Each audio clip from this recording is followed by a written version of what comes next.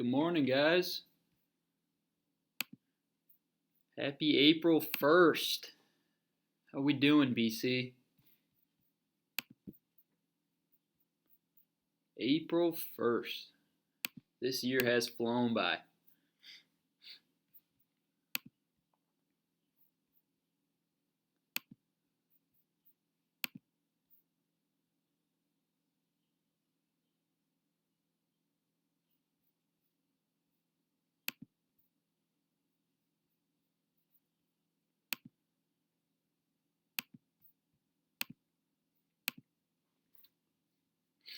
How is everyone? Go ahead and let me know in the chat.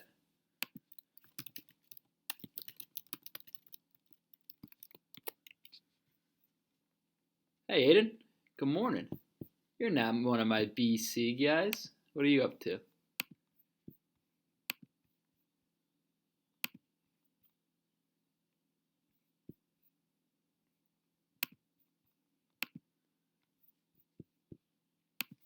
Morning.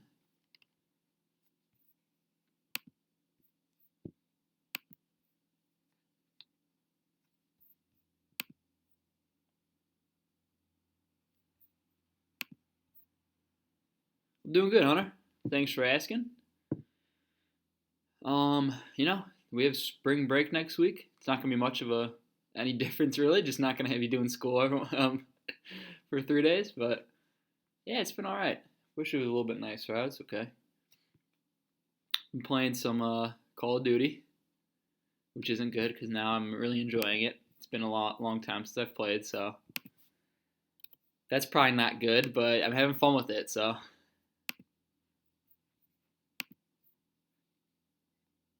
Aiden, I figured this could keep me busy so I don't go insane. Hey, you're welcome, Aiden. The issue is the assignment we're doing today, unfortunately, is going to be it's going to be all just stuff that they've been assigned to. So you're not going to be able to see what they're working on. It's also calculus BC stuff, but hey, you're more than welcome to hang out.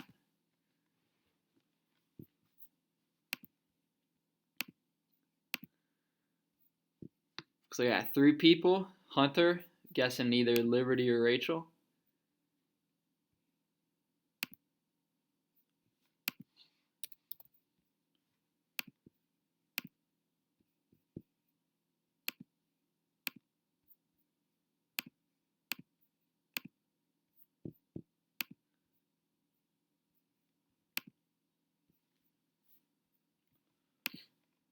Hey, Rachel. Good morning.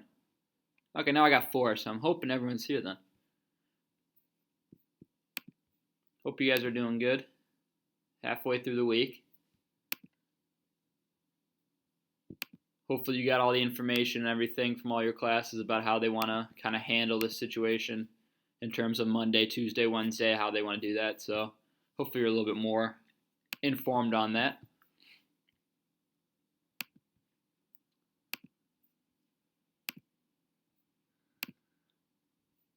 Okay, so it looks like I got 4 people. Just so you guys know, we might as well get started. I don't have anything to announce, no announcements or anything. I still haven't seen College Board put any updates on the test. It seems very, I'm pretty certain, it seems certain that it's going to be a 45-minute test for your response questions. So that's it. That's all I know. I think they'll tell us more what the format will be by the end of the week. So I'm going to keep checking for you guys, but that's all I got so far. So just keep that in mind. Today we'll be doing Unit 7, Multiple Choice Question Part B. So if you guys go to AP, Multiple Choice Question Part B is what we're doing today. If you're curious, it looked like everyone did the Khan Academy for the logistic models. So I feel like everyone got 100%. I'm guessing we're all right with that. If you guys have questions, obviously I'll answer them. But right now I'm going to be under the assumption you don't. So if you want some more practice with logistic, though, go to problems 10, 11, and 12. So if you want to do that now, if you're not positive or you want just a little bit extra practice while I'm here, if you guys skip to 10, 11, and 12, that's the logistic models. Okay. I think that's everything I got. So yeah, I'll have the chat open if you guys have any questions. As always, let me know. Maybe I play some like music, like good old times. Do you guys want to listen to like rainforest sounds or something? Cole, Cole's here. All right, that's what I'm talking about. I think we got all of BC. Wow, what a day, Cole. You just made my day. Yeah, if you would you guys want to listen to I don't know, like a piano over like a rainfall or something that we've listened to in the past? Give me some suggestions in the chat. I want to be like nice and relaxed this morning. I'm not here because I slept. Cole, what a shock! What a shock on this fine morning. Oh, that's not what I was hoping to hear. If it makes you feel any better, Cole, the other night, Monday night, I could not sleep at all. So I don't know call it what you want, but I don't think I went to sleep till like 4 in the morning. Not good. Don't recommend it. 0 out of 10. Hopefully, you find someone for that, Cole. I think the key is exercise, but it's hard to exercise right now. My parents had a lecture with me the other day. They're like, you need to exercise more. And I said, oh yeah, let me just go run around with people and cough on each other. That's a good idea, Mom and Dad.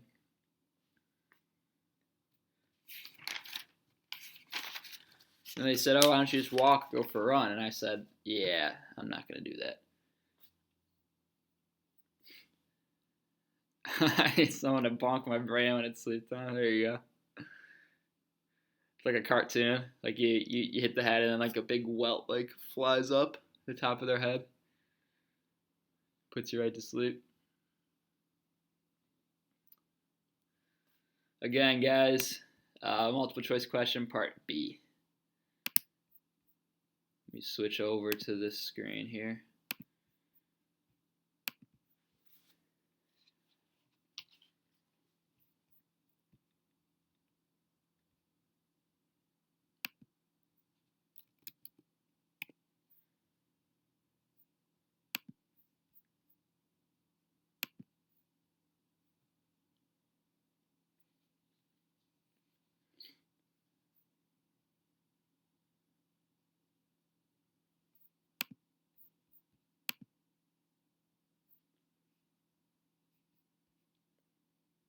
If you guys are curious, Advanced AP is doing a video on 10.5 harmonic series and P series.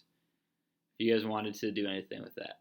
Cole, did we review part A yet? Yeah, we reviewed part A, Cole. Do you want me to review it for you? I can give you the answers if you'd like. Just let me know.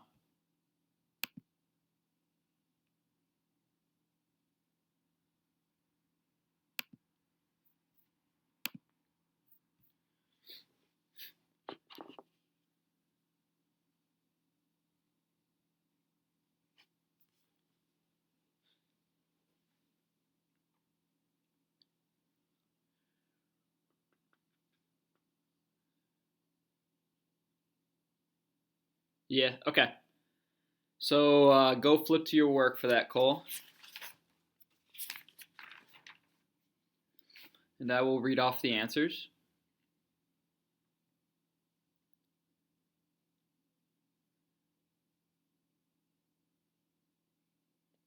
Just type it when you're ready, so I don't start and tell you everything and I have to repeat myself.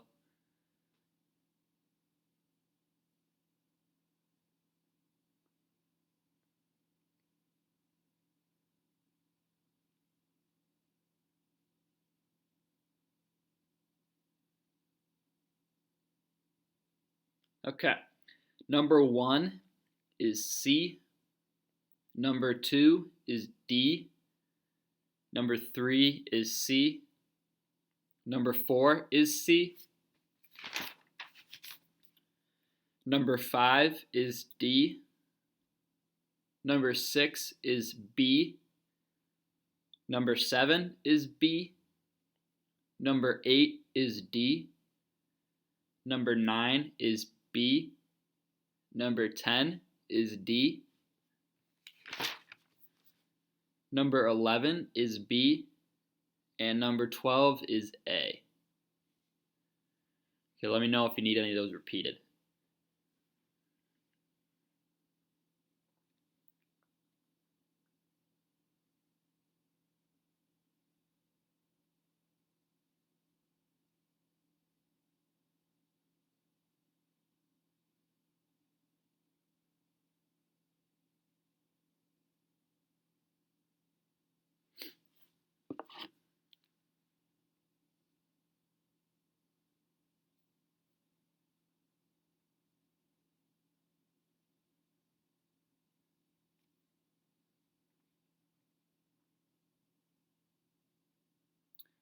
All right, sounds good, Cole.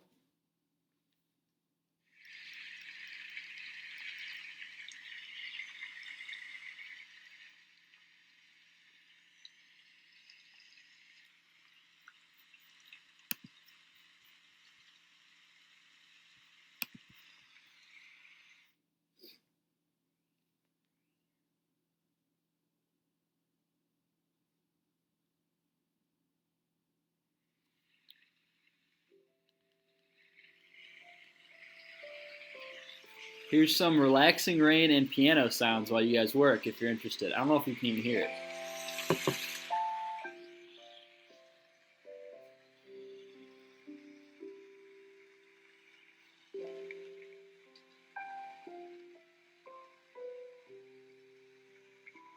This brings back memories.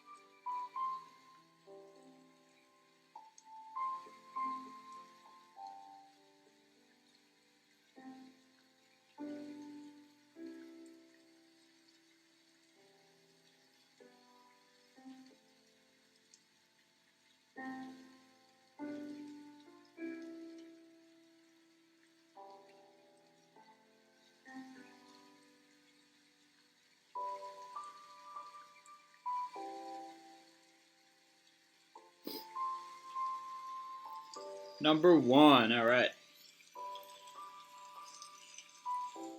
Let me turn off the beautiful music in the background. Number 1. Okay. So we're allowed to use our calculator. Okay, first of all, so just notice that. Let's see what it's asking. It says let y equals f of x be the particular solution to the differential equation dy dx. Let me use dy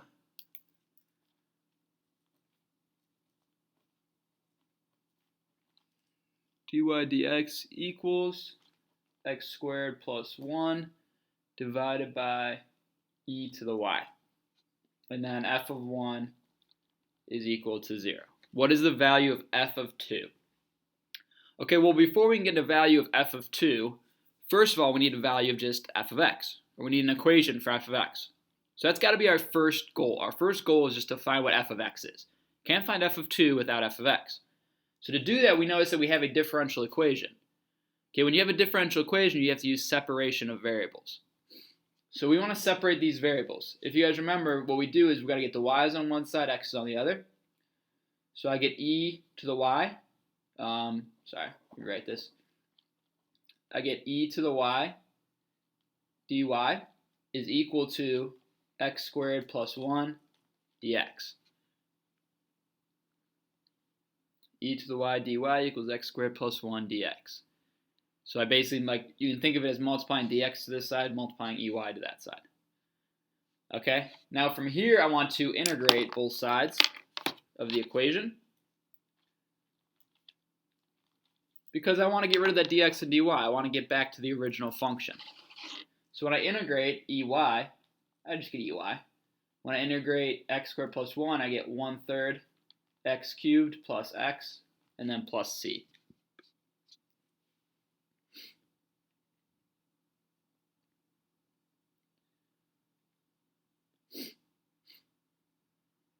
Okay, now my goal is to find an equation for y. But in order to do that, I need to get c. I need to solve for c.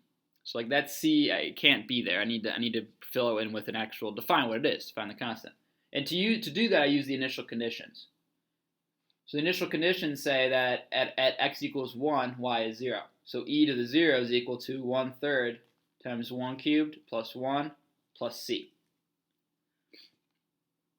Okay, well, e to the 0 is just going to be 1. So 1 equals 1/3 plus 1 is 4/3 plus c. All right, so negative 1/3 is equal to c.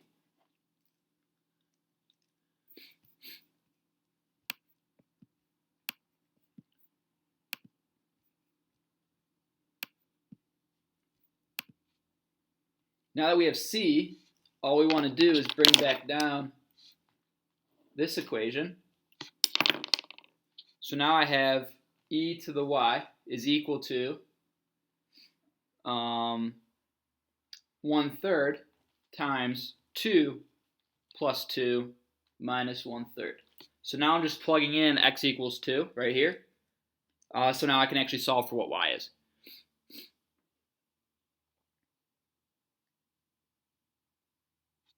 Okay, now going from here, you want to take the natural log of both sides.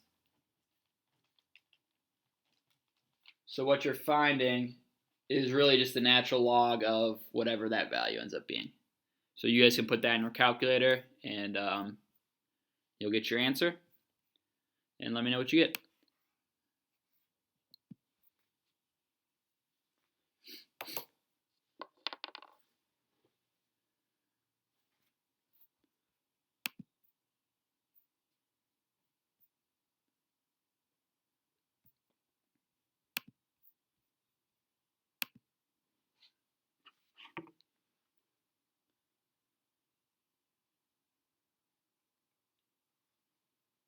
Yep, you got it. Good job, Hunter.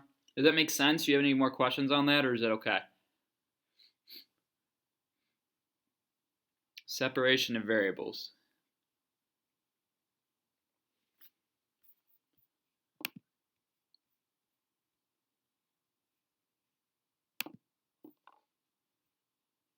Okay, So yeah, Hunter, just as a reminder, that's the separation of variables. That's the technique we use to solve differential equations. Just remember, we always want to do that. We want to get y's on one side, x's on the other. We know to use this whenever it's asking us to find y if we're given a derivative.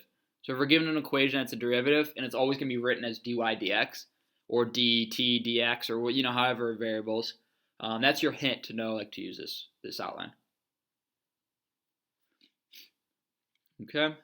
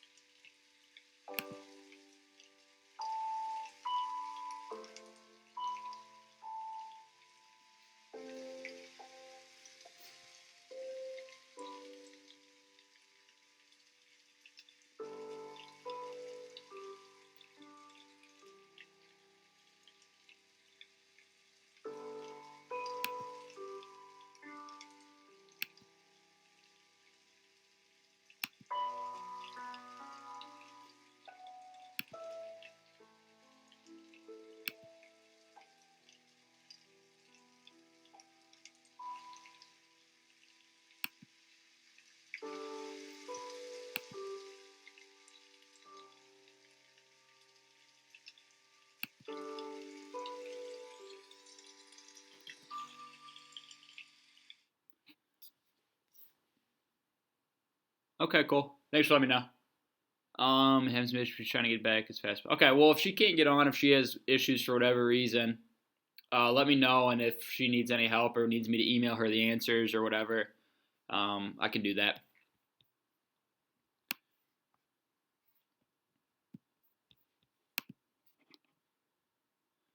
Now's a good time to check in. Where are you guys at? What problem are we on right now?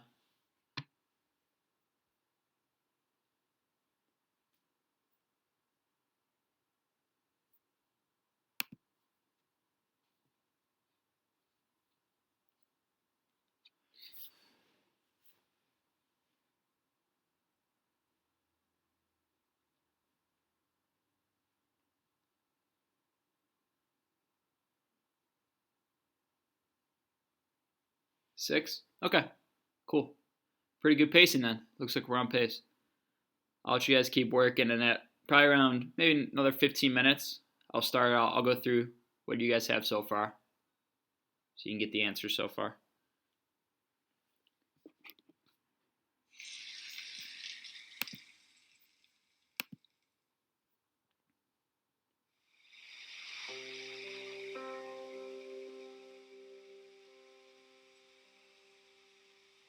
Okay, cool.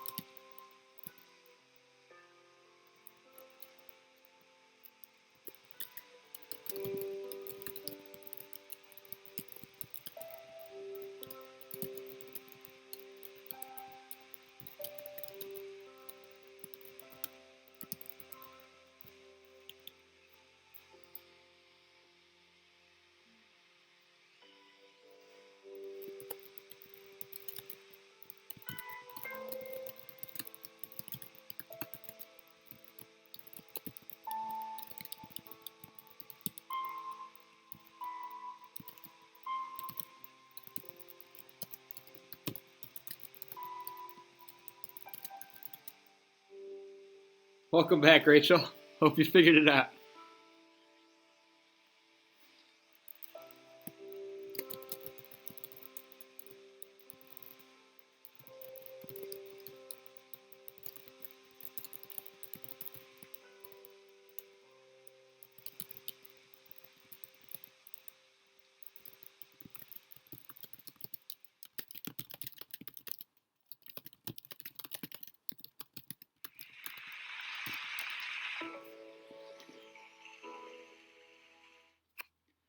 My computer shut down 4 times, and Google Chrome is telling me that this video is jigging, so now I'm watching it. Jeez.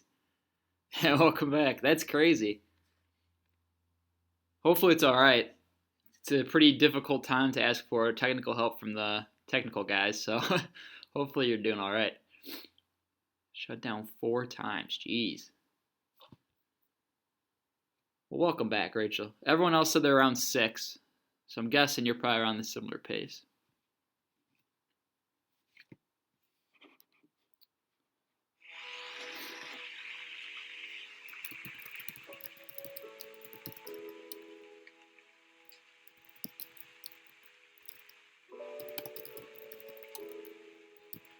On 6, I got perfect.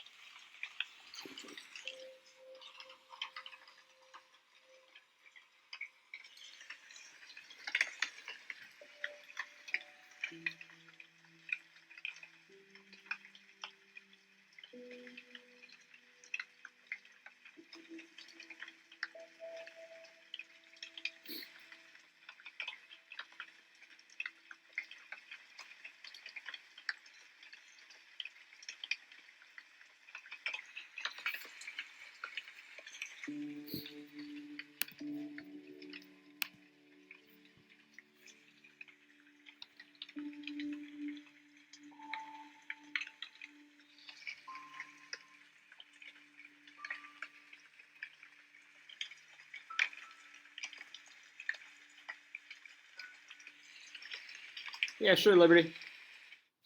Number 6.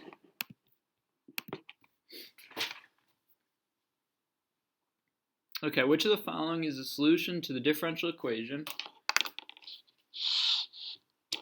Make sure you guys can see this. All right. So differential equation dy dt minus 2 is equal to negative y, where y is 0 is equal to negative 3.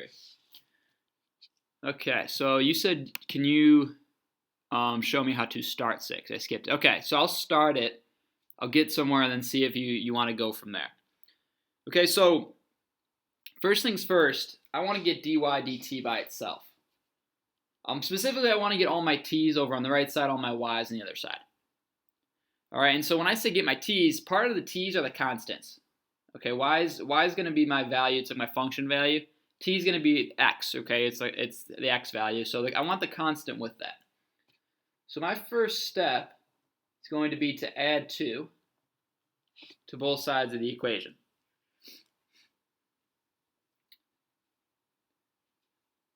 And I'm actually going to rewrite this. So it's dy dt equals 2 minus y.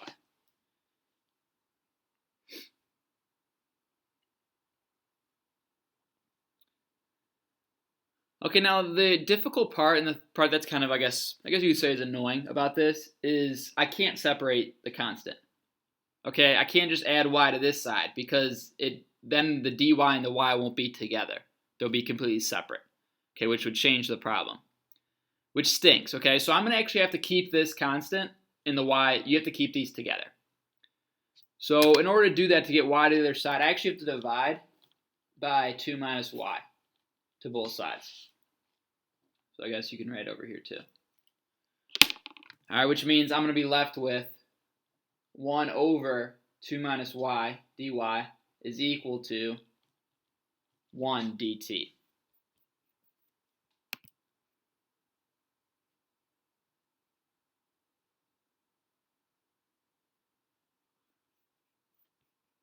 Okay, let me stop there, Liberty. Let me know if you want me to keep going or if you want to try it for yourself. What would you like to do?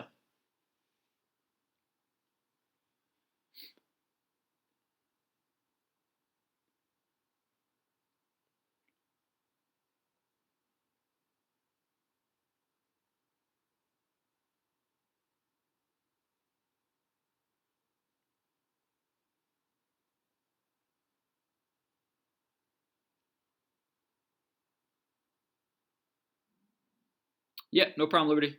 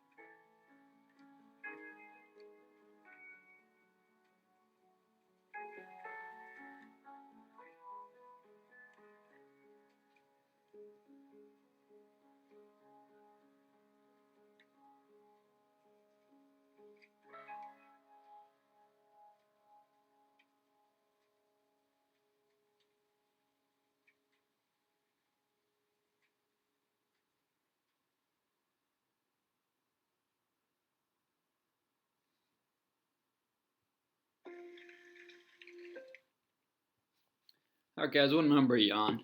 We have about 7 more minutes.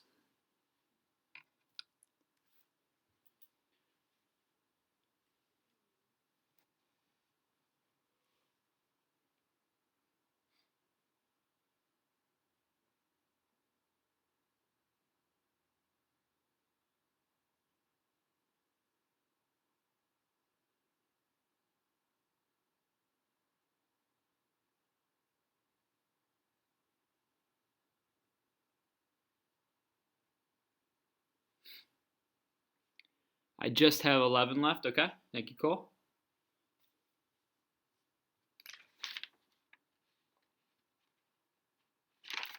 Think I'm done. I have problem 8 left. Okay, cool.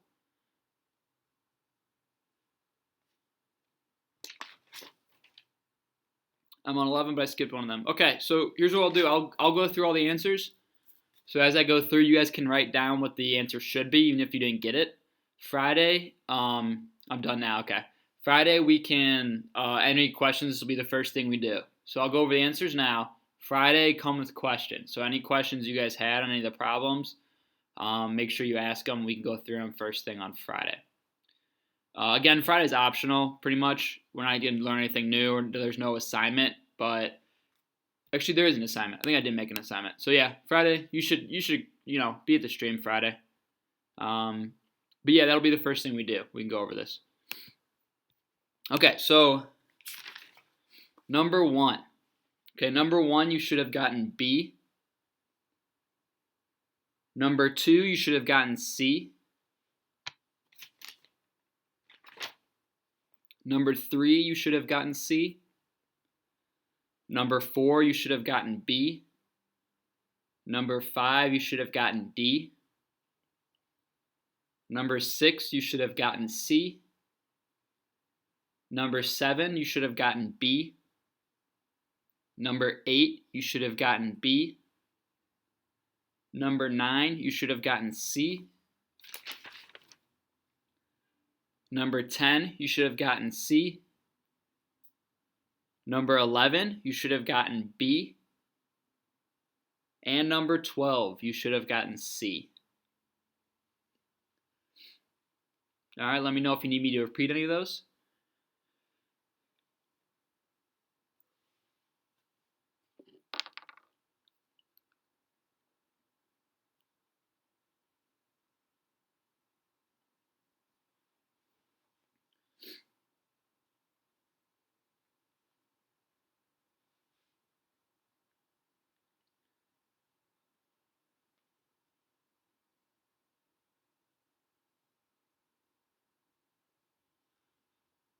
All right, any question, you guys?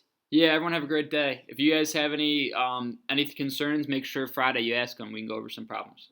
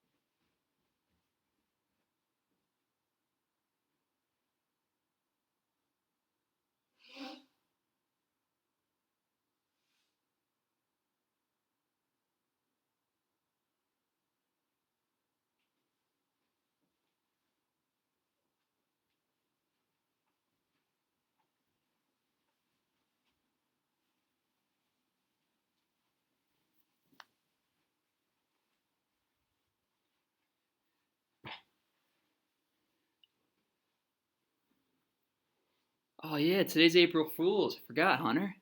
Good call. I should have said I was gonna live stream and just not been on here. That would have been the smart thing to do.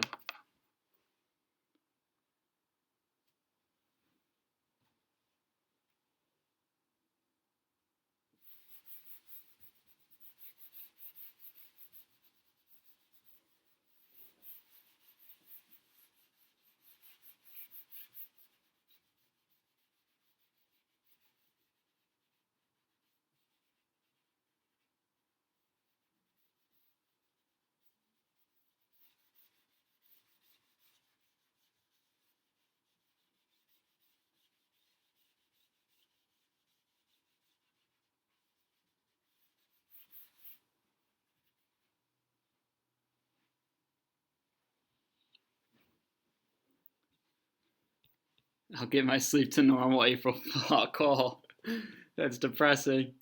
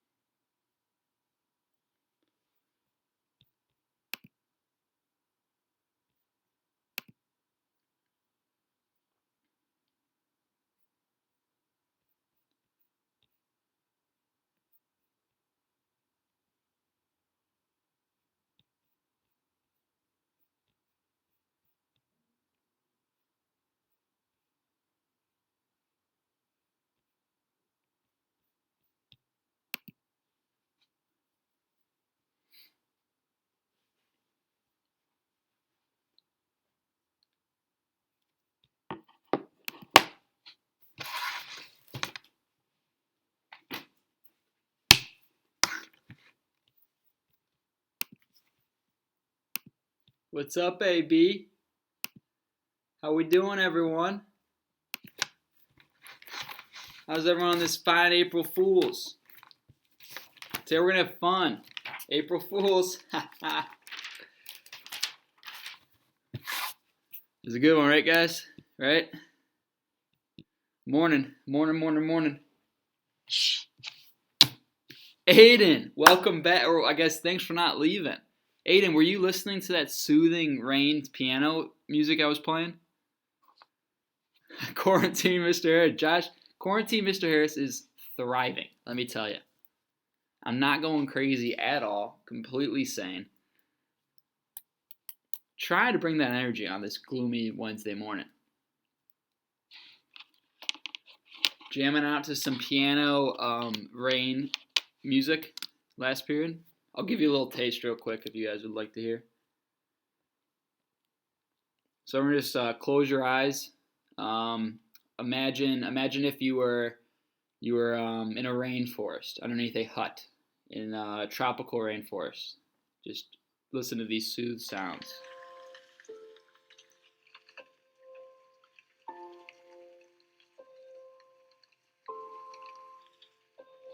You guys doing it? All right, I'm gonna double check.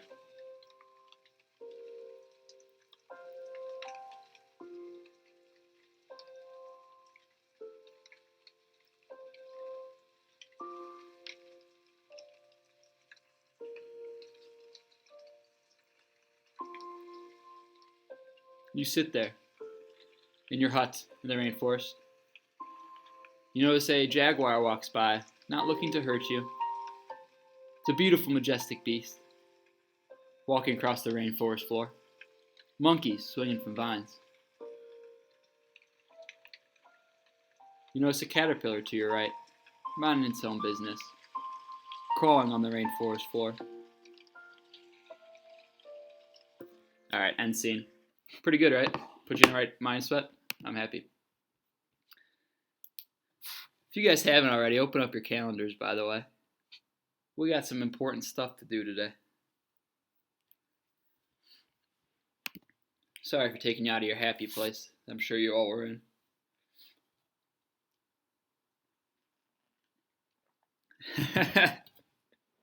I need like the proper microphone for that, Josh. That was more of a, that was the Mr. Harris cool vibes portion of my stream. I'm trying to make it a trend, really. I want to make sure you guys are in the right mental space to be in your math class. It's really meditation of sorts, just my soothing vocals.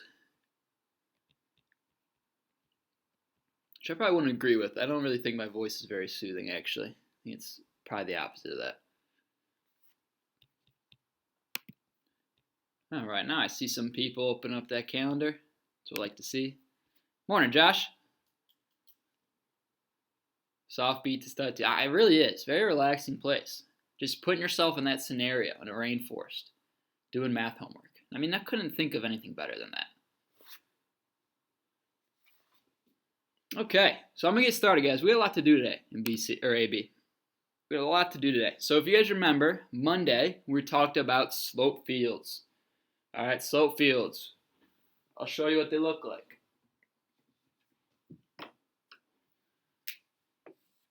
You had a coordinate plane and all these little dots. Something weird like that, right? That was a slope field. Obviously, it's better drawn than that, but that's the general idea of what a slope field was. And what these little dashes are representing is the specific slope at that point.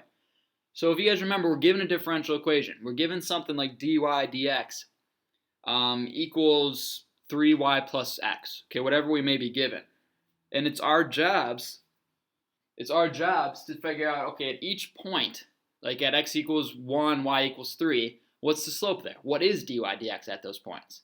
And this models that. All these little dashes model every single point what the slope's going to be. And then based off of that, we can look at the graphs and we can decide, okay, what's going to be like the general look or general shape of our solution curve.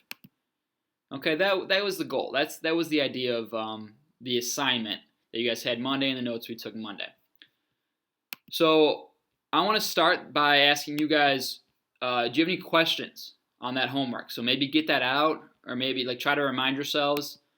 If there's anything you guys have question-wise on that, let me know right now, and I will look at it. We can review it.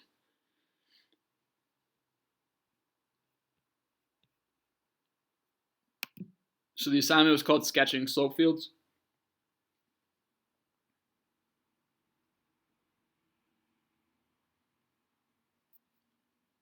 Eight questions.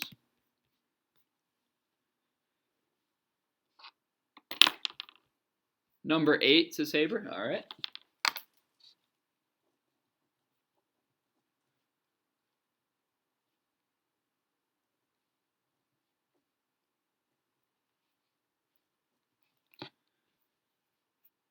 Well, let's start with number 8. If you guys have another question, I'll probably do one more because I do have some notes I got to get through, but let's take a look at number 8. All right, so guys, get that assignment open. Flip over to number 8.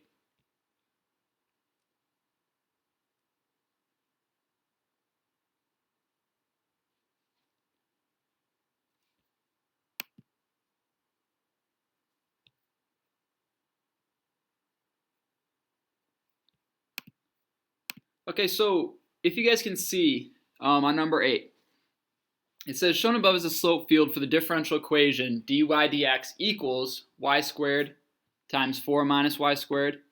If y equals g of x is the solution to the differential equation with the initial condition g of negative 2 equals negative 1, then the limit as x approaches infinity of g of x is what? Okay, so what we need to find then, in our situations, we need to find what g of x is. All right, because we need to find the limit of g of x. So in order to find the limit of g of x, first we need to know what g of x is. Well, we know y is equal to that. So given the fact dy dx equals y squared, 4y squared, sorry, minus y to the 4th is essentially what it's equal to. We got to figure out our solution curve. Now, this is the biggest thing with 8 is it's not going to be an algebraic approach. So I'm assuming this was the first step people took. Remember, maybe it might just be easier. Let me switch my screen so you guys can see mine so I can just show you on my screen. Okay, let me full screen this. And okay, hopefully this is big enough. And you can see on your screens as well. But so look at this right here. This is my solutions, or my solutions to the differential equation. All these little dashes. If you guys look at the pattern, the shape of this curve, what it's asking you is the solution curve. What's the limit of the solution curve, essentially? So guys, look at these. Look at these little dashes. You can follow them. You can see the pattern. As they're going up, so like they have a really steep slope here, and then as they get closer and closer to 0, look what the slope's doing. The slope's changing. The slope's going to a curve.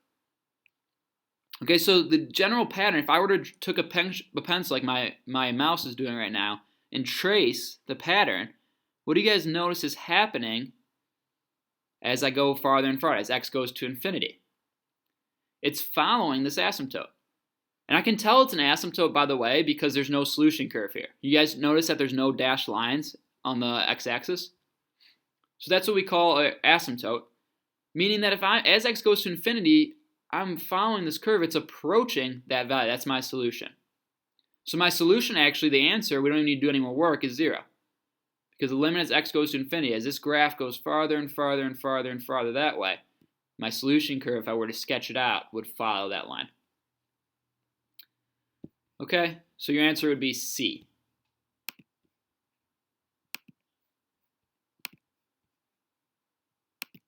Just as a reminder, guys, these curves represent our solution curve. So like these, I should say these fields, these slope fields, represent our solution curve by sketch, and also gives us information about specific points. All right, let me know if that helps, Haver, if anyone else has any extra questions based off that.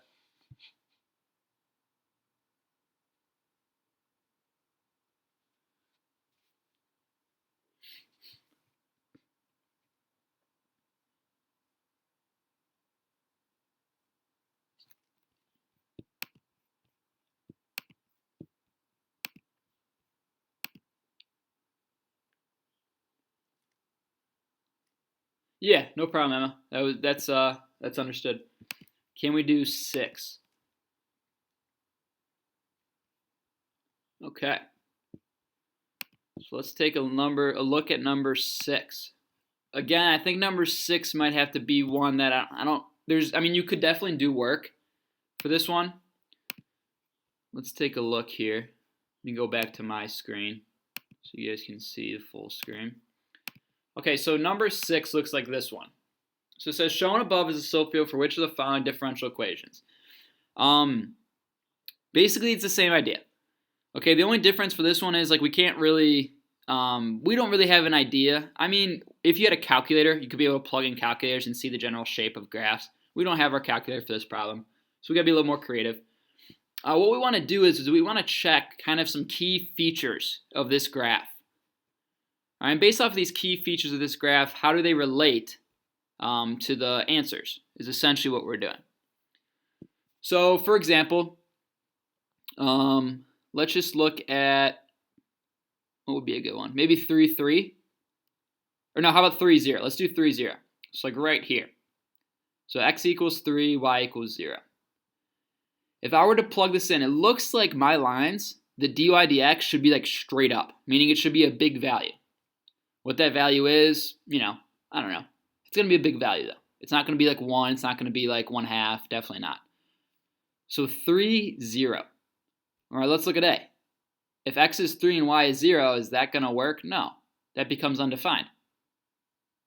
All right, so we don't want that. Actually, it looks like maybe all of these are going to be undefined in the denominator, which is no good for us. So that's not a good point to check. That tells me that there's probably an asymptote right here. Okay, the graph doesn't do a good job of showing it, but there's probably an asymptote here. So instead of 3, 0, let's try like 3, 1. Okay, 3, 1 for sure. If you guys look, I don't know exactly where it'll be. I'm guessing like right around here. It's pretty much a vertical line. So we're looking for a big value, 3, 1. All right, let's look at this option. 3 over 1 is 3. Okay, could be A. B is 3 squared over 1 squared, so 9. Yeah, could be B. C is going to be 3 cubed. It's a really big value, but there's potential there. And if you actually go down the line, that's not going to be a great point. So that's also not going to necessarily help us. So we want to keep trying other values and see what will work. What would be another one? Maybe like 1, 3. How about 1, 3? Okay, if I go to like 1, 3, it should be like a very small slope. So x equals 1, y equals 3, 1/3. Okay, not bad. This would be 1/9. All right, 1/9 would be pretty good. This would be 1/3 again. This would be 1/3, and then this would be 1/9 again. So again, you're getting some more slopes.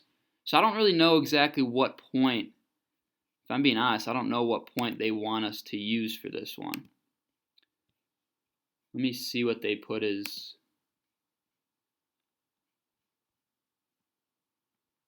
Sorry about that, guys. I didn't realize that they were going to be this much different. So they say x cubed y squared. Huh. I'll tell you what, just so we can get into today's notes, I'll get back to you. Let me make a note. I'll get back to you guys on that problem. So let me make a note for myself, because I don't know actually why. I think when I first saw this, I was seeing that I didn't realize that they were all going to be pretty similar values.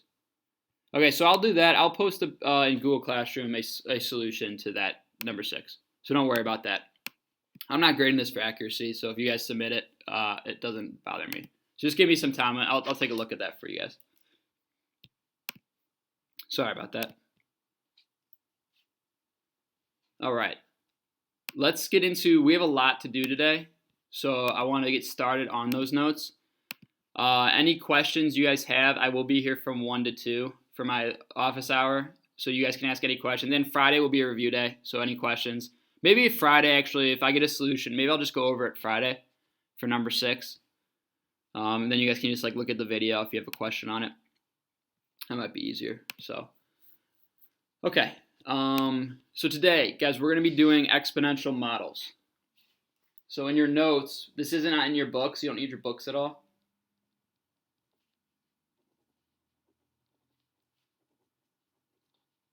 So exponential models notes. I want you guys to go there.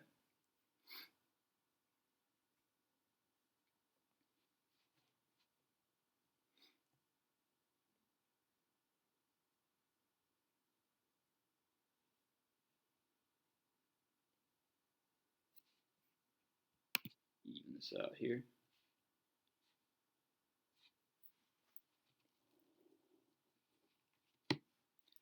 Okay, so you might have seen that there's, you may have noticed that there's a certain format of questions. I don't know if you've seen enough examples yet, but there's a certain format of questions that we get a consistent answer to.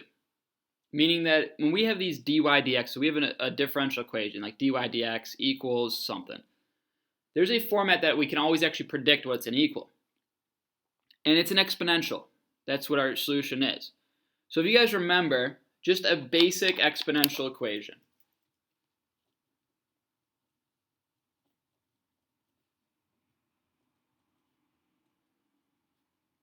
So a basic exponential equation.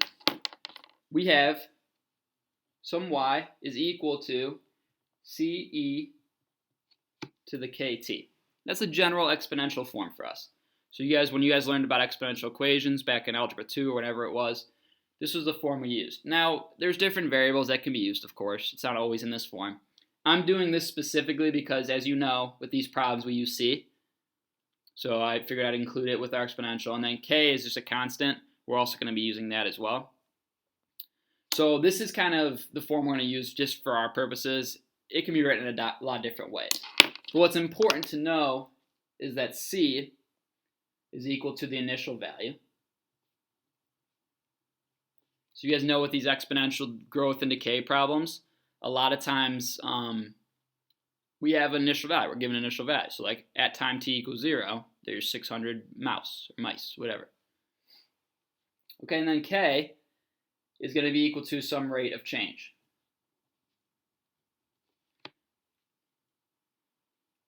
Okay, you guys might think of this as like a proportion. Constant of proportionality or proportional constant, however you might want to look at it. That's k.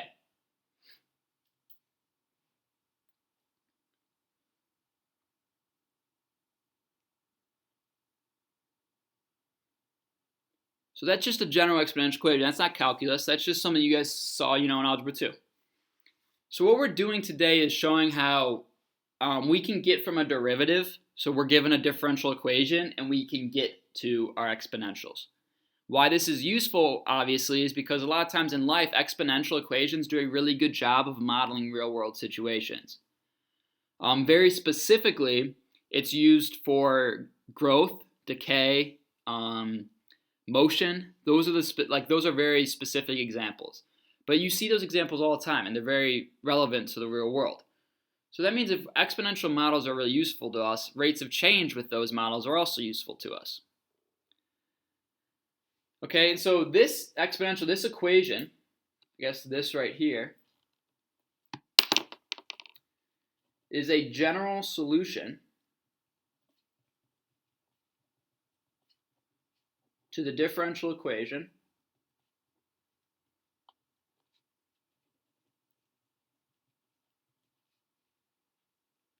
in the form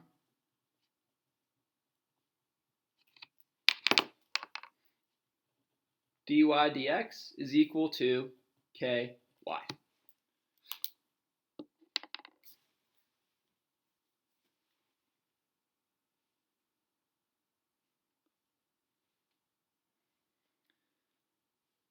So this is kind of what I was hinting at the beginning. If you guys have seen any problems yet, and if I've given you any problems, I'm not really sure, but if I've given you any problems in this format, where it's the derivative of y with respect to x is equal to our proportional constant, whatever it is, 3/4, times y, we can take a shortcut.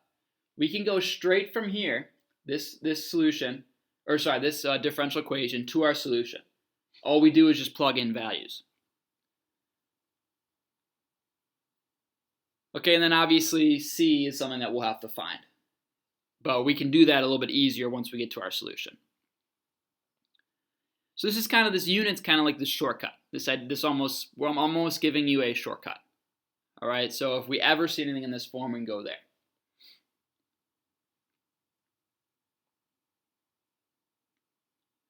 And I can actually, this can be proven through separation of variables. All right, and I'm not going to do that, and I could do that, and I think the issue is that you've already done it. You've already seen problems like this, where you have something in this form, and then you have to use separation of variables. Okay, so what ends up happening is you divide by y and multiply by x. So you get dy divided by y equals k times dx. Okay, and then when you take the integral of both sides, the integral of 1 over y is going to be the natural log. So you'll have the natural log of y is equal to kx dx. Okay, now once you get to that natural log of y, if we're solving for y, we would have to take e to both sides. And that's how you end up back here, where you have e to a kt times c. All right, so I kind of just verbally ran through how we do that. Well, you guys have seen a lot of problems like this. So you're already used to this process. And that's the nice thing is, if you can't remember for the life of you, this, I guess if you can't remember this almost identity, this shortcut, I guess, then you can use separation of variables just as easily, you're fine. And you'll still get the answer, no worries. All right, so that's a nice thing about this. You don't have to panic about memorizing it. It's nice. If you can, it's just really nice because you can just go from, you see this, bam, you already know what the solution is. You know, just kind of save some time.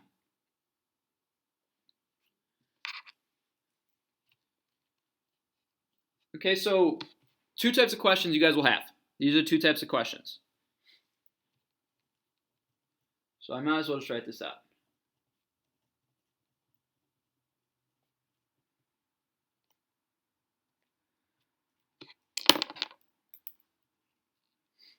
All right, number one is just to solving for a differential equation in this form.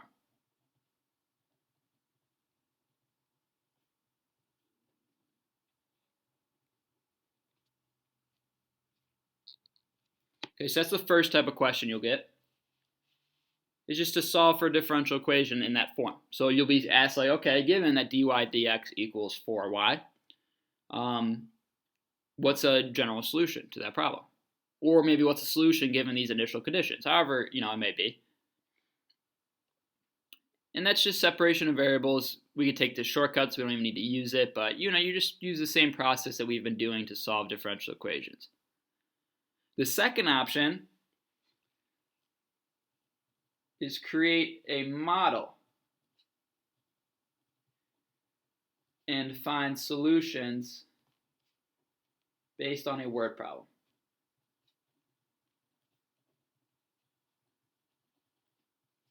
Which is the one that we all love. So creating a model and finding solutions based on a word problem. that would be the second option.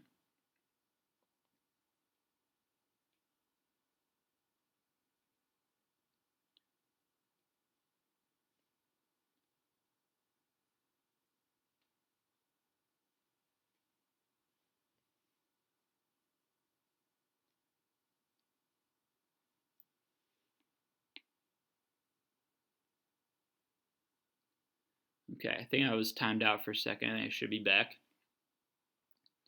Okay, so that's what we're going to do. Guys, we're going to try both of these types of situations.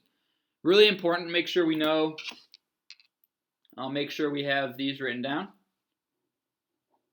We are going to be using these both today. All right, so make sure you know what dy dx, the form of dy dx, and then what the translation is to y. All right, so let's look at an example.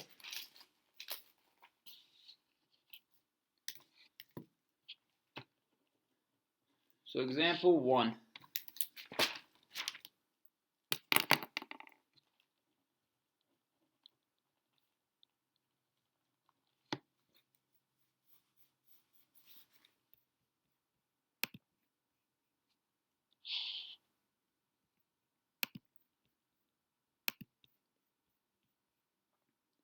So dy dx equals 3y, y equals 2 when x equals 1.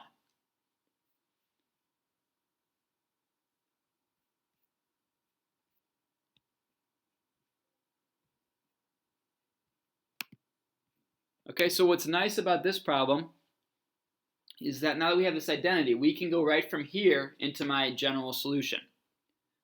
So my general solution says that if it's in this form, if we have a differential equation in that form, we can rewrite it as y equals c e to the k, where 3 is k, t. In this case, though, actually, I'm going to use x. Sorry about that. I'm going to use x just because that's the variables they give us. So it's going to be a little bit easier to use x.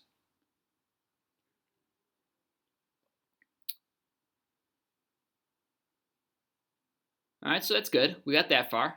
The question, though, is we want to solve. So I actually didn't write the question, but we do want to solve the differential equation.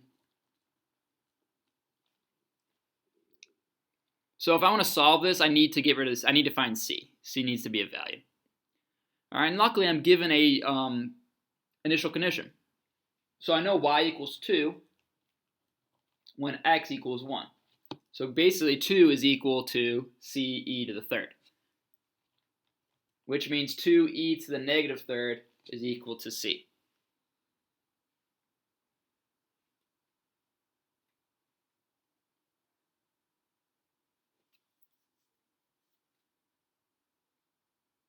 Okay, now all we got to do is rewrite this. So instead of c, we write 2e to the negative third times e to the 3x.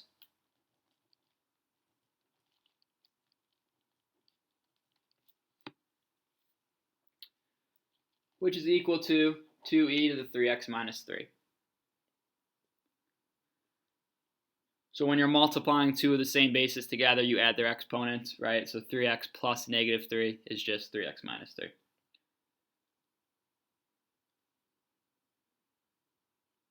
And you guys could have done this entire problem, no issues with separation of variables. So you could have went through this, gotten separation of variables, gotten the same exact answer, bang, done. And that would have been completely fine. But the nice thing about this, as you can see, is now I can take this shortcut. So instead of this, this page or this problem being a fourth of my page, it could have ended up being like a half of the page. So that's the benefit of this.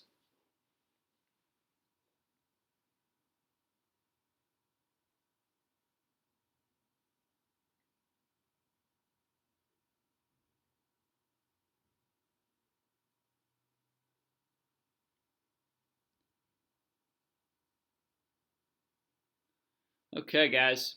So what I want you to do next, in Google Classroom, I posted a couple questions. So 2 free response questions, like A and B for both of them. And actually, they have the solutions, which is kind of nice. But I'm not going to just give it to you and expect you just to be able to rationalize what's going on. So I'm going to go through these and I'm going to go through the solutions, over the stream. And then I would just want you guys to have those. And the reason why I'm doing this is because I didn't want you to have to write down these problems because it's just a lot of writing and it would have been annoying. So I figured I'll just give you the questions. So I want you guys to go to Google Classroom. I posted it last night. Click on the very first post I made. And then when you guys have it open, let me know.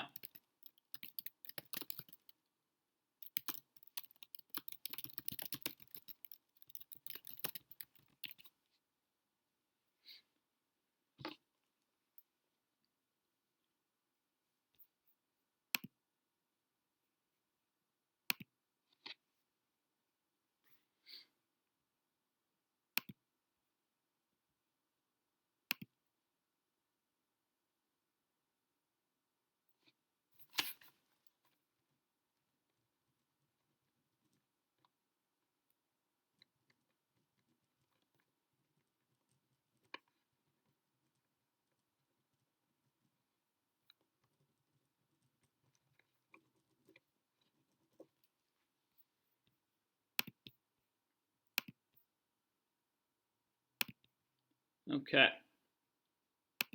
So it looks like we had no problems. Open it up. Okay, perfect.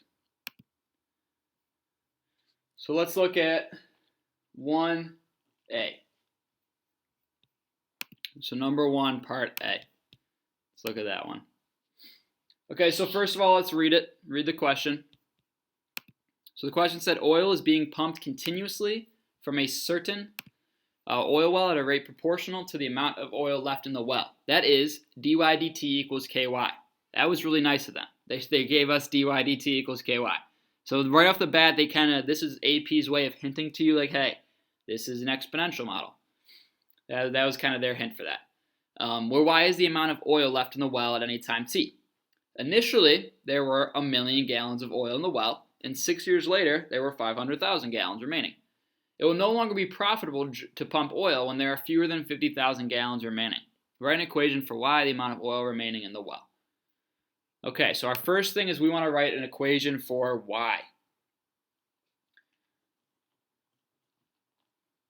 Okay, well I know, based off of the fact that they gave us the derivative, or the rate of the change, was dy dt equals ky. Because of that, I know my solution has to be in this form. Y equals c e to the kt. I know it does.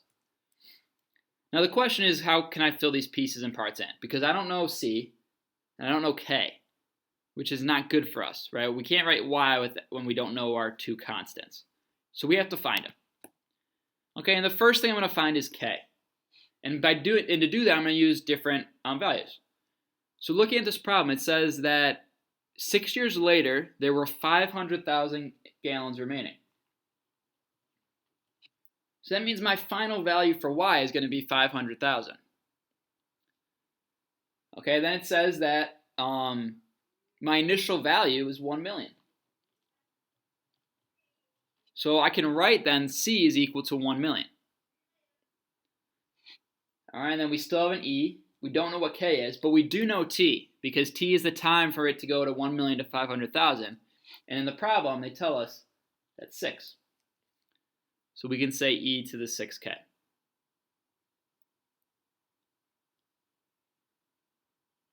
Again, this was given to us after 6 years. That's my initial value, 1 million. My t is 6 years. So then the only thing I have that I don't know is k.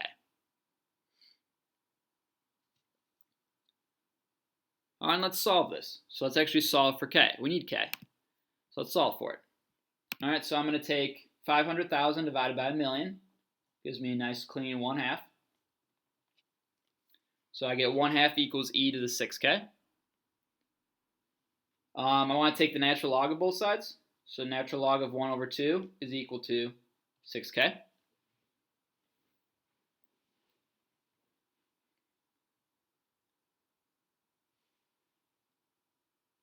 I can rewrite this as the natural log of 1/2 divided by 6 equals k. I'm just doing algebra here. So just trying to solve for k, which I just did. Now, one thing that's going to prove useful to us, because I could keep it like this, and looking at the solutions, I mean, you guys can actually see the solutions, which is kind of nice. I don't know.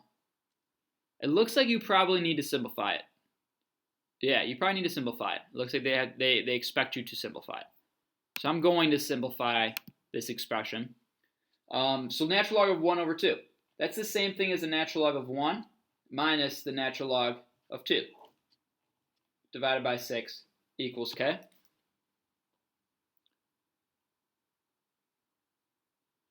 Let me move this up. Just realized you guys probably can't see that.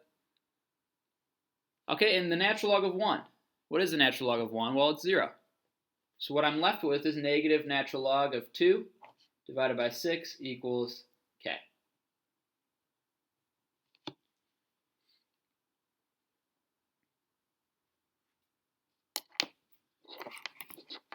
So let me just put that in red. That's really important. I'm going to need that.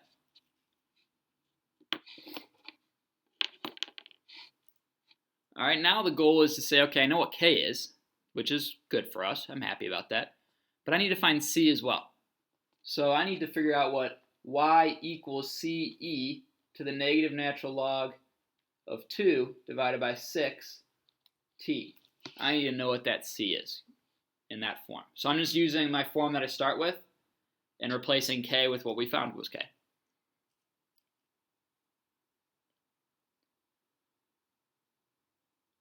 And I have a couple conditions, right, for y, which is really useful to us. So in my opinion, I think you guys would agree, the best case scenario would be when t equals 0, because it's going to get rid of my entire exponent. And y is equal to 1,000,000 when t equals 0. And 0 times whatever is 0, so I end up getting 1,000,000 equals ce to the 0. Which, easy enough, right? 1,000,000 equals c. E to the 0 is 1, so 1,000,000 equals c.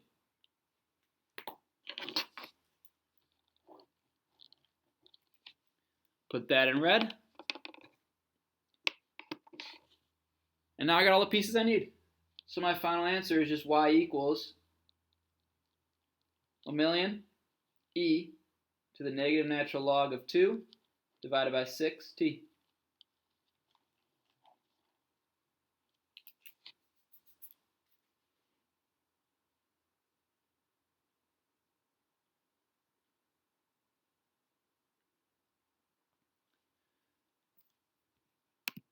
If I were to simplify this any further, I can rewrite this. So e to the natural log of 2.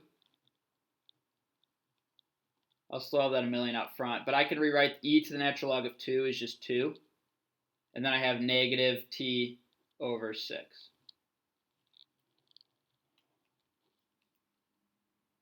So that's your other option. That parentheses should be around the 2, not that.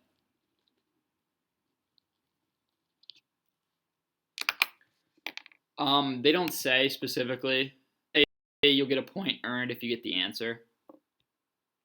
You don't need to simplify. So I don't even think you need to do that step. But if you wanted to, that's how they, in your solution key, that's how they get there.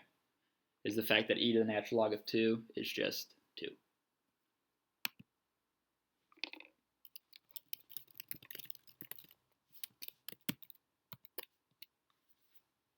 Okay, any questions on 1a? I know I went through that really fast. I get it.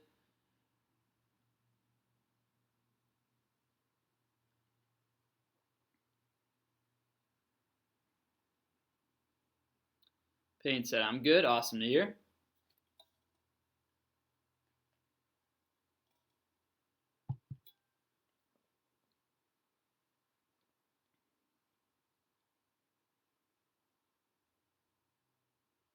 Emma's good. All right.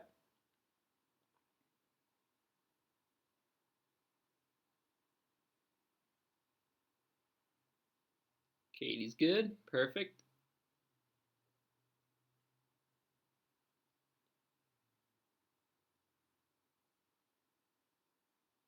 Mass is good. All right. Okay, so let's look at 2b, or 1b, sorry. Let's flip the page. This one's going to be a little bit quicker. So 1b. All right, so let's take a look at this one. So the question, pull it up. The question is the exact same situation. So you guys are reading the exact same situation with the oil. But it says at what rate is the amount of oil in the well decreasing when there are 600,000 gallons of oil remaining? All right, so at what rate? That is a very, very important part of this question. At what rate? So when we think of a rate of change, in our brains, hopefully, that is automatically going to, derivative. And we know the derivative is equal to ky. Well,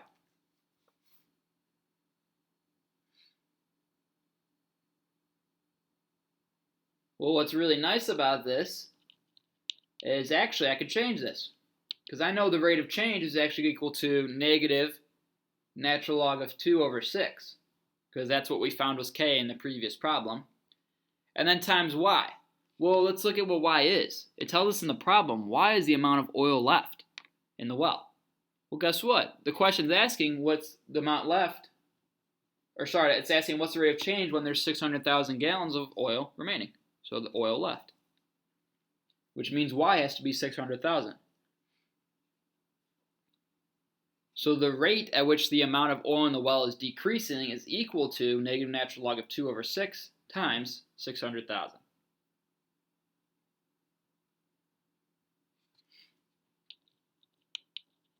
Which means 600,000 divided by 6 is negative 100,000 natural log of 2 gallons per year. And that's it. All right, that's the entire problem. So you can see how useful getting 1A correct was.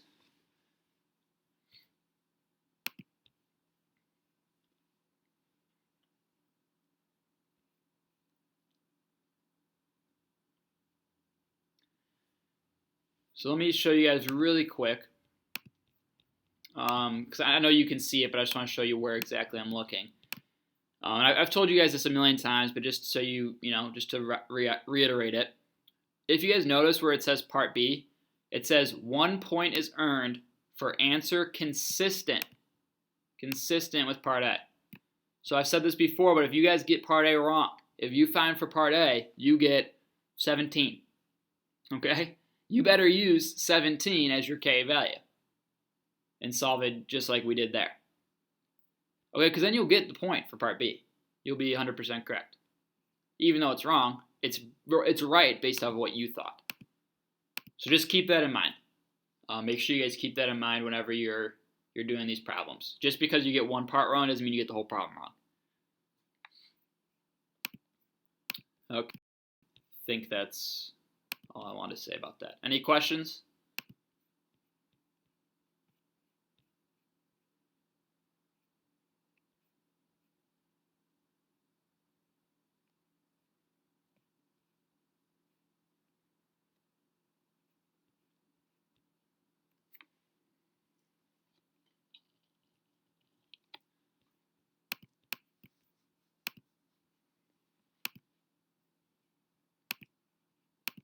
I'm good. Okay.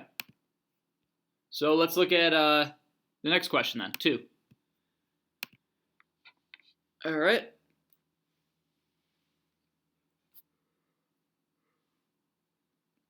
So 2 says, the rate at which a baby bird, these darn birds, that doesn't make me happy. The rate at which a baby bird gains weight is proportional to the difference between its adult weight and its current weight. At time t equals 0, when the bird is first weighed, its weight is 20 grams. If b of t is the weight of the bird in grams at time t days after it's first weighed, then dB dt is equal to 1/5 times 100 minus b. It says let y equals b of t be the solution to the differential equation above with initial condition b of 0 is equal to 20.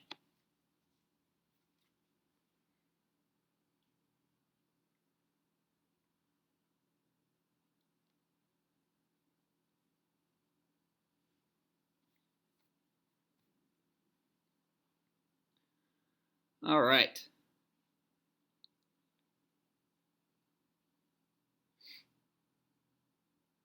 So here's what we want to do.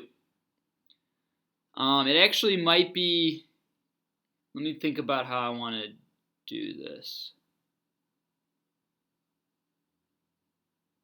Yeah, we're going to do it this way. So we're going to practice our separation of variables here. All right, so it says, actually, oh, sorry, it does say use separation of variables. So the question actually says use separation of variables. So you can't even use any sort of shortcut here.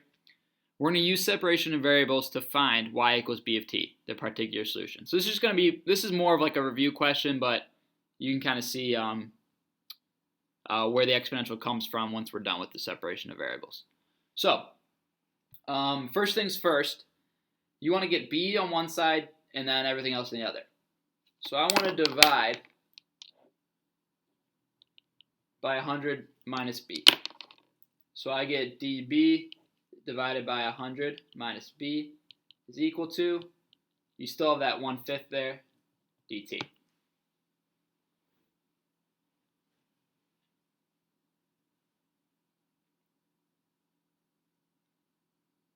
Okay, we want to use separation of variables to find the particular solution. So we got to keep going. The integral of both sides, I'm going to get negative natural log of 100 minus b is equal to 1/5 t plus c.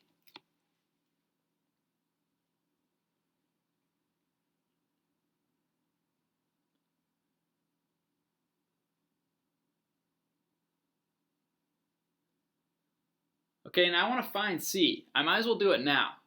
I don't need to go like into the weeds and like keep working. I might as well just find c now. So I know that b, my big B, is equal to 20. And I know that t is going to be equal to 0. So I get that negative natural log of 80 is equal to c.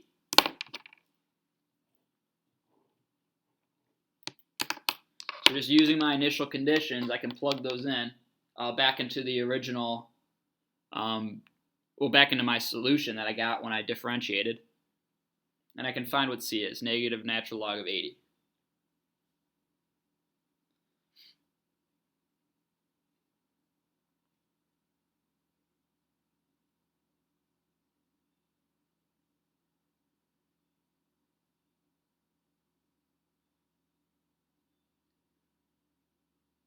All right, so what I want to use from here then is I can actually go back to my original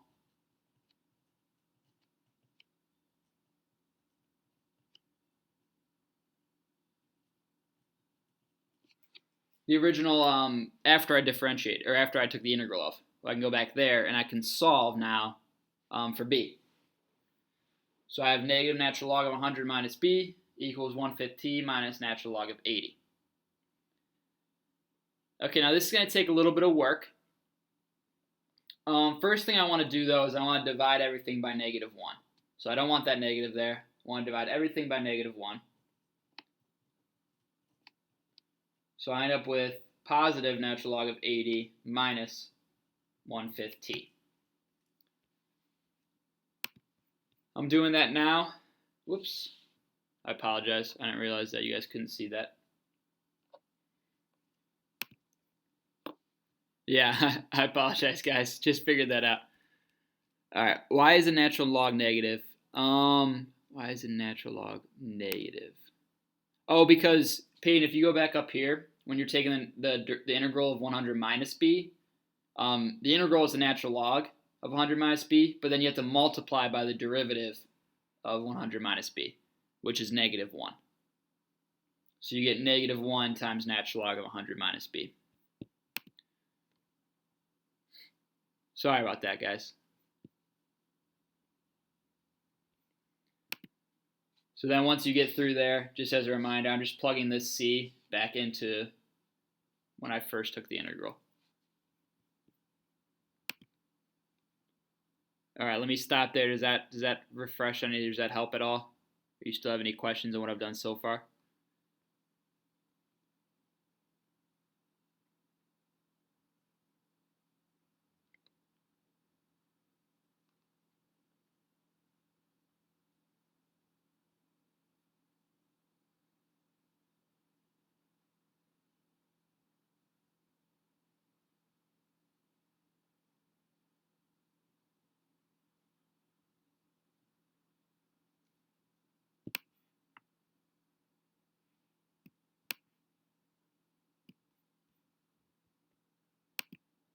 I don't know how delayed I am, so I'm not sure, but I'm going to keep going because I don't see anything unless people are typing. I'll catch it in a second. So we want to solve for b. Okay, so what we want to do if we're solving for b, we want to take e to the both sides. So we want to raise both into the exponent. So I get 100 minus b is equal to e to the natural log of 80 minus 1/5 t. So I want to get rid of that natural log.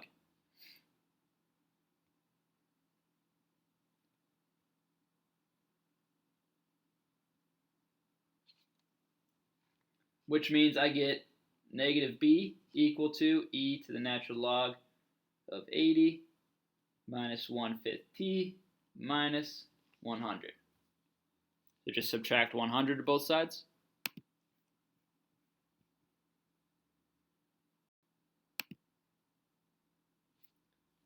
Okay, now I'm going to have to move up here.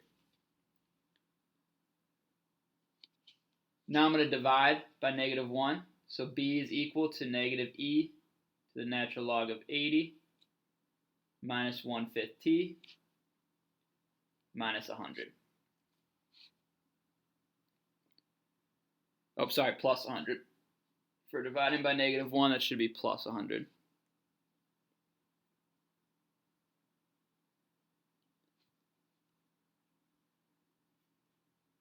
Why did the negative disappear? I divided by negative 1. So right here, I just divided by negative 1. So this turns into a negative 1/5 t, and that turns into a positive natural log of 80.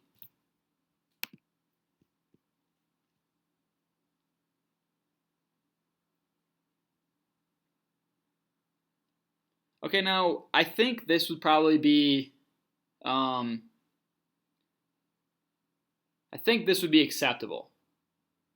I'm pretty sure. But if you needed to keep going, you can rewrite this as b equals negative e to the natural log of 80 minus 1/5 t. That's equal to e to the natural log of 80 divided by e to the 1/5 t. Okay, and you still have that plus 100. So you can rewrite, if you have a subtraction, if you have the same base and a subtraction in the exponents, you can just rewrite that as one fraction with the same bases. And the reason I'm doing that is because e to the natural log of 80 is just equal to negative 80. And then e to the 1/5 t in the denominator is the same thing as e to the negative 1/5 t in the numerator. So this would be the answer I think they probably give you in your solution. Again, I don't know. I guess I can check.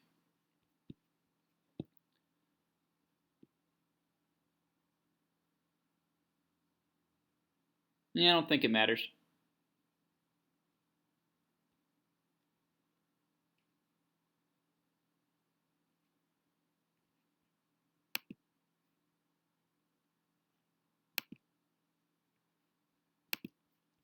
Okay, and so that's your final answer right there. I know a lot going on there.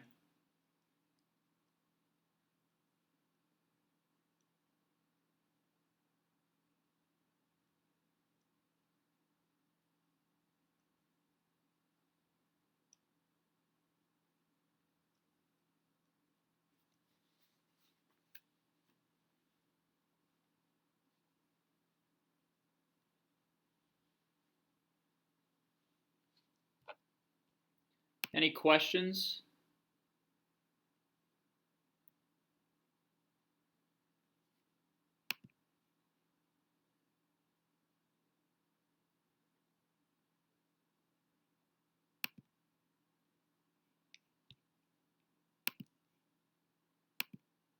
Okay, you guys are really going to like the next part because the next part is very quick.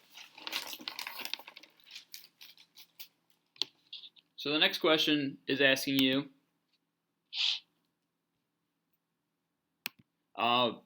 same situation, exact same problem with the baby bird. Is the bird gaining weight faster when it weighs 40 grams or when it weighs 70 grams? All right, is the bird gaining weight faster? When you see that phrase, is the bird gaining weight faster? We want to think of the bird gaining weight faster would be reference to the rate of change of the bird gaining weight. It's not asking how heavy it is, it's asking the rate of change, asking it growing. So what we want to find then is we know dB dt is equal to 1/5 times 100 minus b. Well, we want to figure out which rate of change is faster. So which dB dt is faster? So let's evaluate then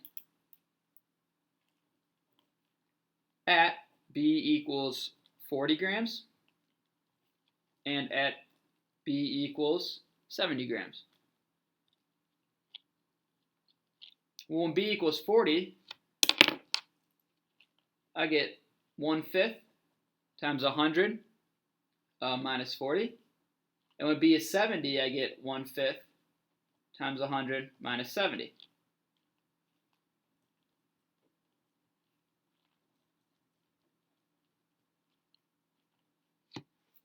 Okay, just doing the math here then, I get the rate of change when the bird is 40 grams is equal to 12. And the rate of change when the baby bird is 70 grams, I get 6.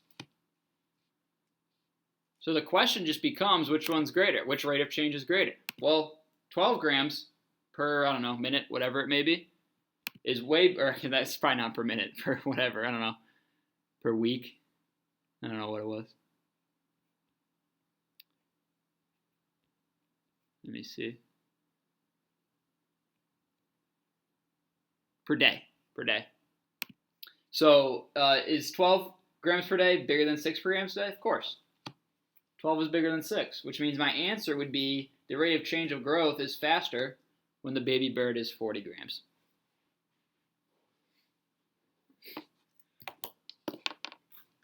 So no calculus involved for that answer, right? No calculus. The only calculus that I guess is involved is the fact that you have to understand what a derivative represents. And everything else is just something that, fourth graders can do.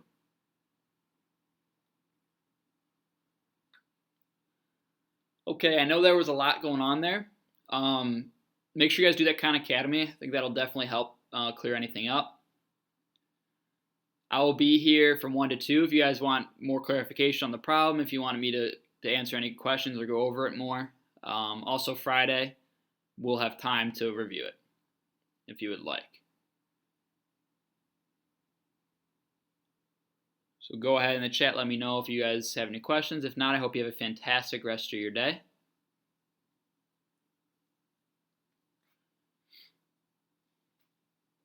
And I will see you all Friday.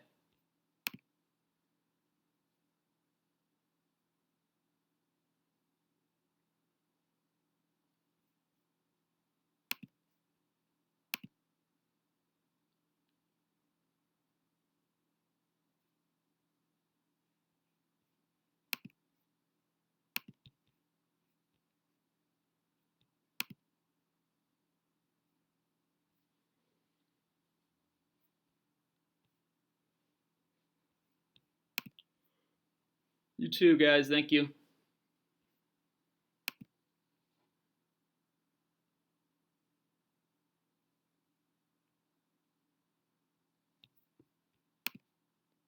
You too, Andrew. You too, Katie.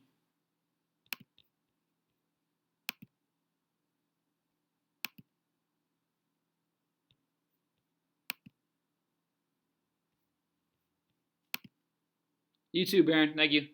See you, Brandon.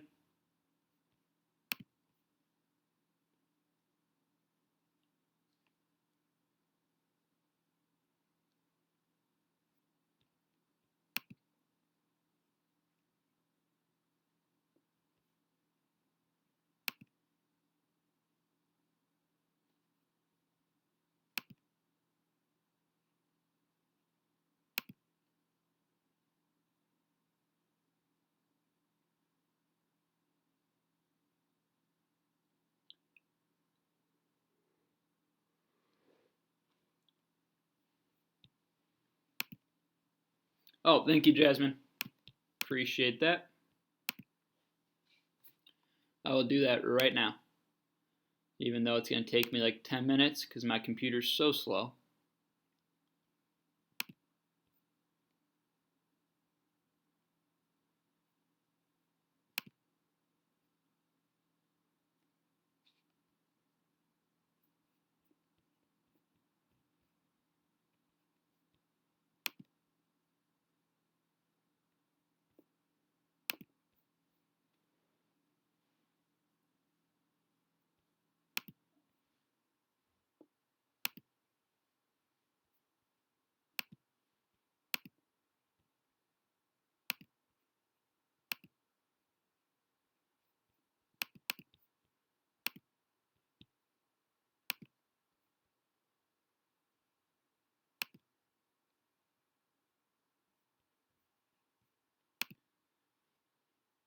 Yeah, you too, Jasmine. Thank you. It is a sign, so you can do it now. I appreciate the let me know.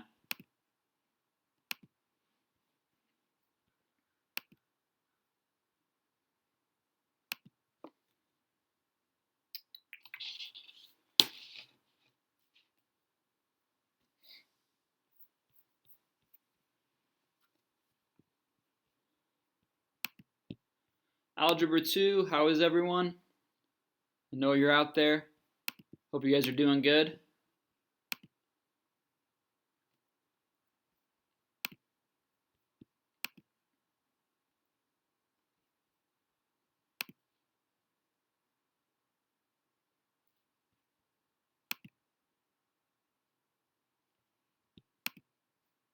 Hello again. Michael, good to see you.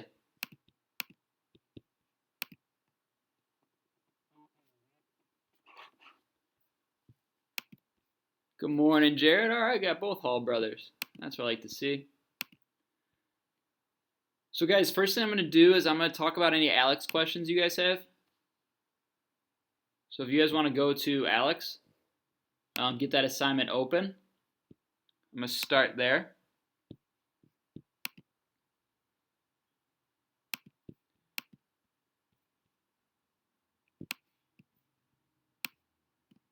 Good morning, Sierra. Good morning, Jaden. Good to see you guys. Again, open up ALEKS, 7.7 ALEKS. I'm doing okay, Jaden. Thanks for asking. How are you guys doing?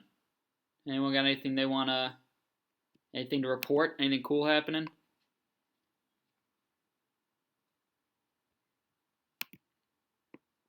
Maddie says question 1 or 2. All right.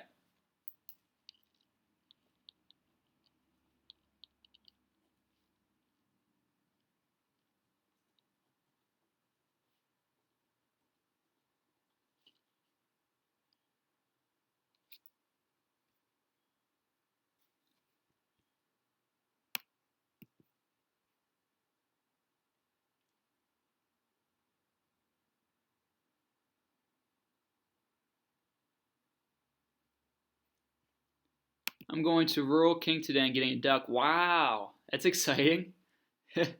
Interesting, getting a duck. All right. Do you have a name picked out, Sierra?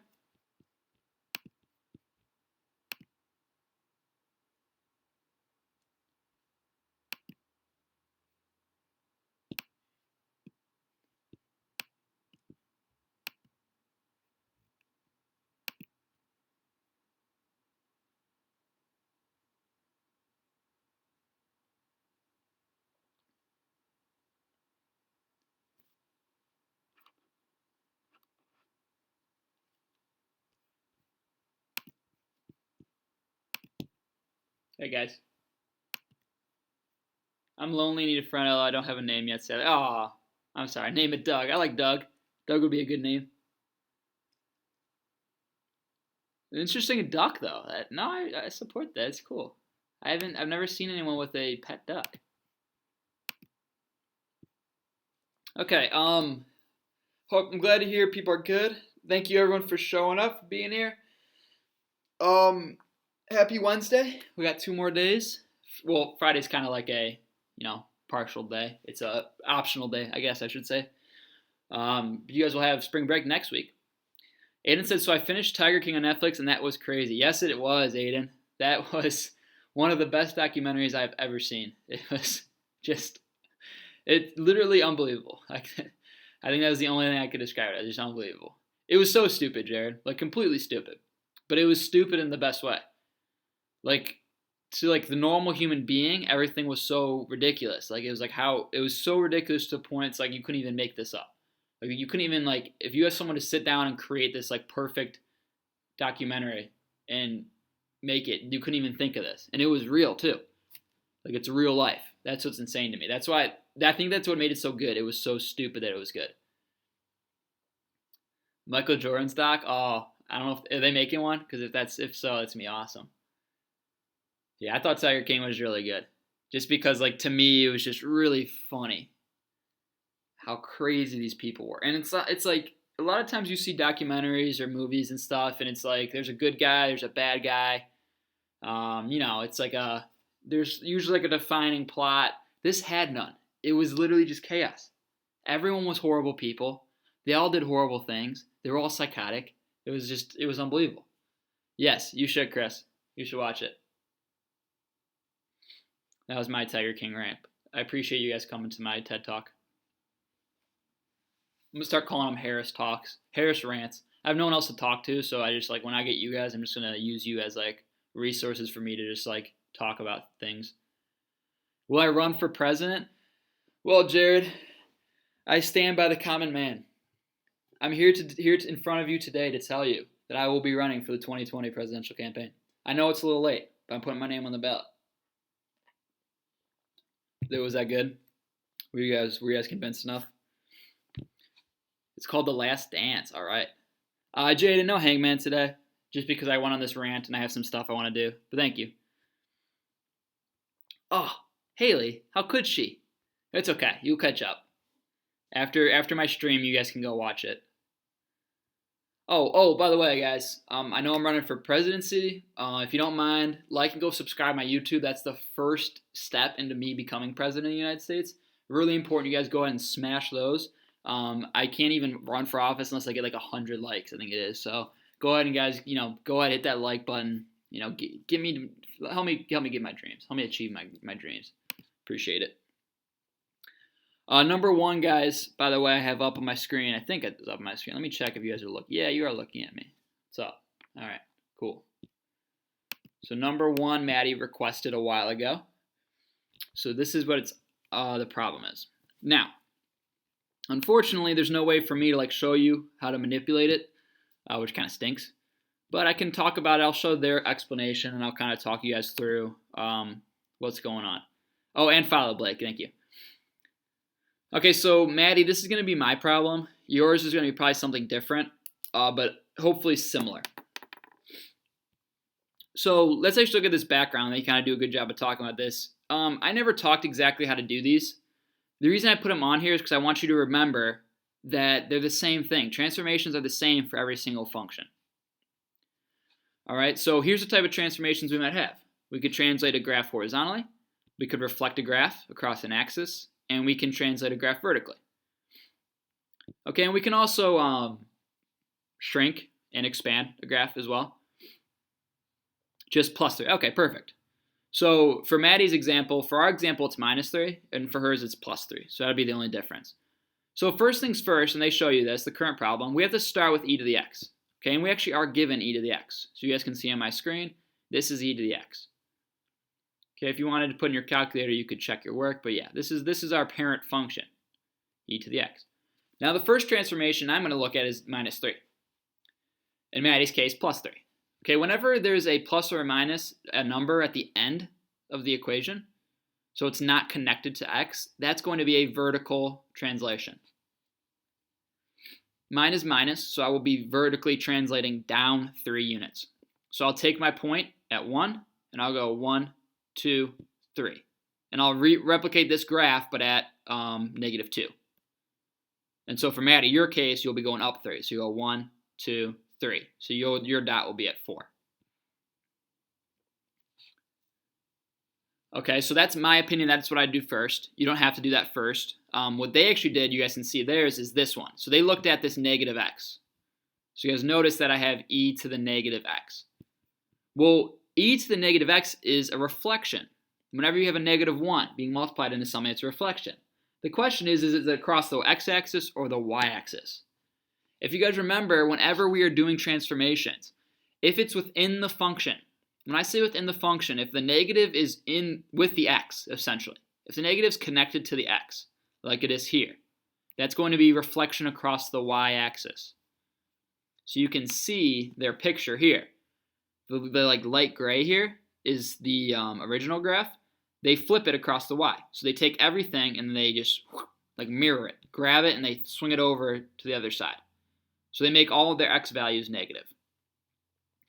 Notice, really important to notice, guys, this doesn't change. Okay, you still have it, it's still going through that intercept, that y-intercept. Okay, so that's going to be the other step. So whichever order you went through, Maddie, if you went +3 first and then reflected, or if you went reflection first, then +3, doesn't matter. Your graph is going to look something like this.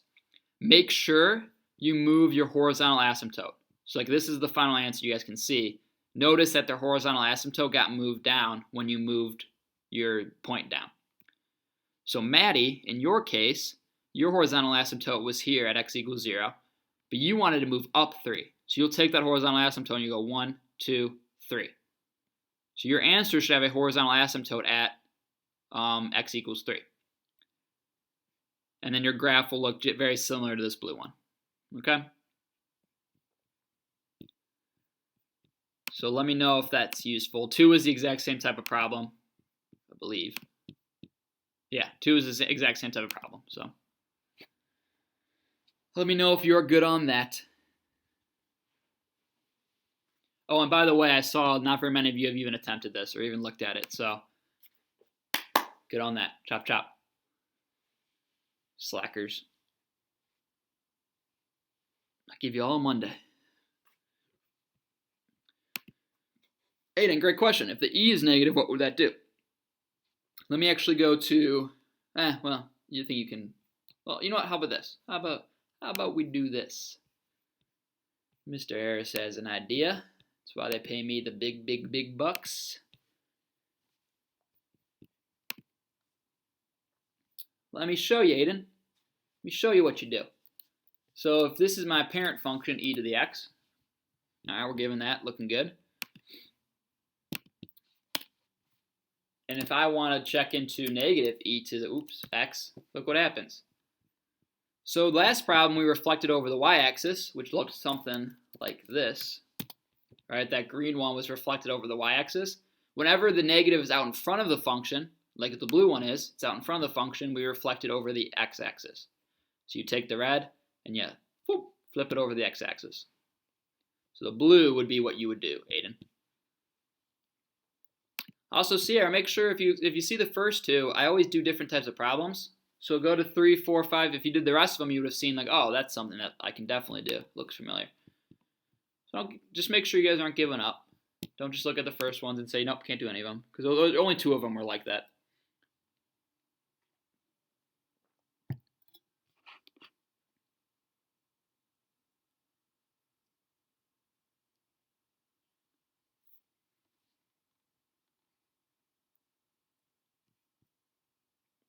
Questions? Of course, Aiden. Of course, Sierra. All right, because I don't think I think Maddie was really, everyone who's here, I think either they completed 100% or they didn't even start it. So I got to imagine there's no other questions that we have because we haven't been doing it. This is me trying to make you feel guilty, by the way, if you didn't pick up on that. So what we'll be doing is going back to 7.7. So I want you guys in the chat, let me know where we left off. I think I have an idea. I think I know where we left off, but just as a reminder, where did we get to last time you were here?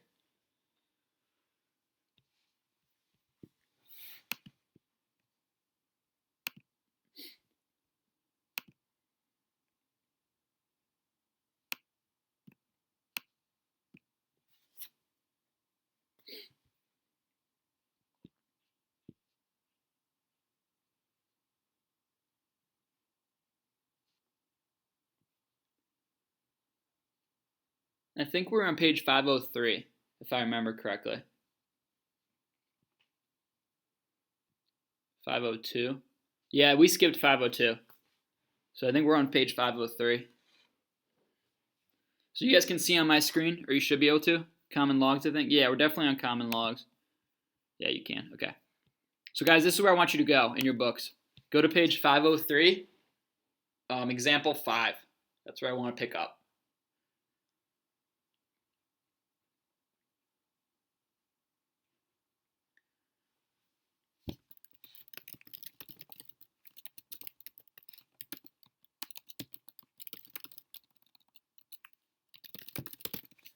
I have 13 people watching.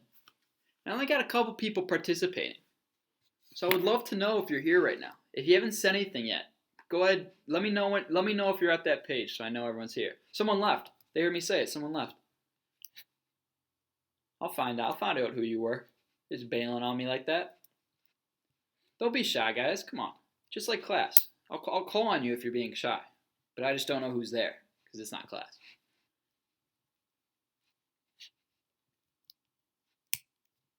Blake, I saw you participate. I appreciate it. Chris, I saw Chris participate. So there's 3 guys. I know Jaden's here. I know Sierra's here. I know Maddie's here. I know Haley's here. The Hall brothers are here. All right. We're making progress. Should be like 5 more people I should be hearing that are there. Unless there's like some mysterious person who's watching the stream right now. And if so, nice to meet you. Jaden, for your homework, do you want us to take a picture and upload it to Google? Yeah, I do, Jaden. Oh, Digidio. Okay, I haven't heard from Digidio yet. There you go. Let me double check. Jane, I thought I maybe had already put the assignment. Maybe I was wrong. Stupid Mr. Harris.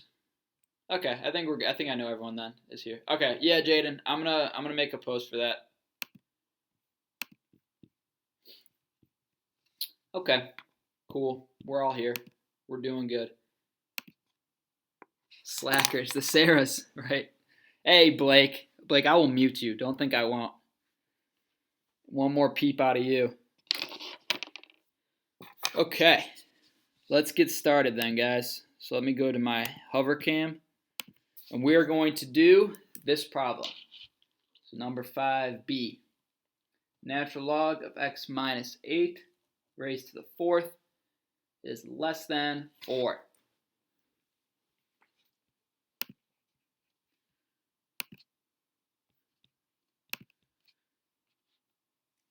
All right, that's your problem, guys.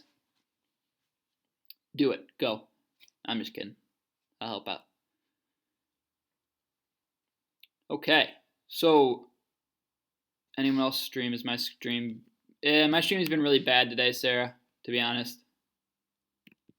So I apologize if it's. I think if your Wi-Fi isn't like really fantastic, or your connection, it's probably going to be like my stream might be really bad today. I don't know what's going on, but I apologize if that's the case. Okay, so first things first, guys, with this problem. Very important.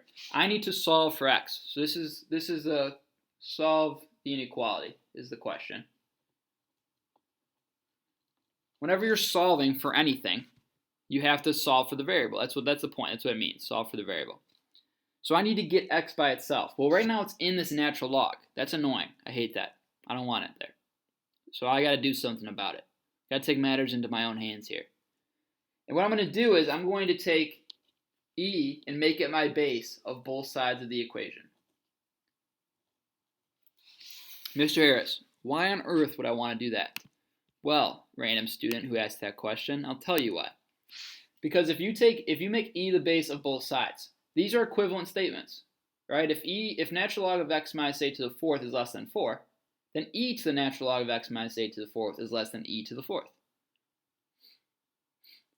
Why is that so useful to us is because e to the natural log of something. The e and the natural log cancel, okay, because they're inverses of one another. So they cancel each other out. And what I'm left with is just whatever comes after the natural log.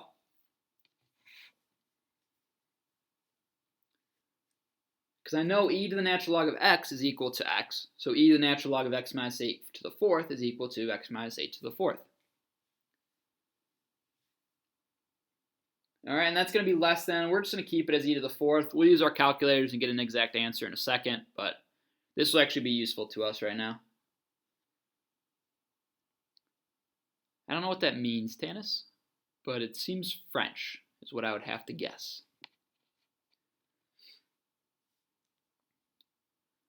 Okay, so what we want to do next, we're in this situation. Now this is good. We got rid of these natural logs, but I still have this x inside the parentheses.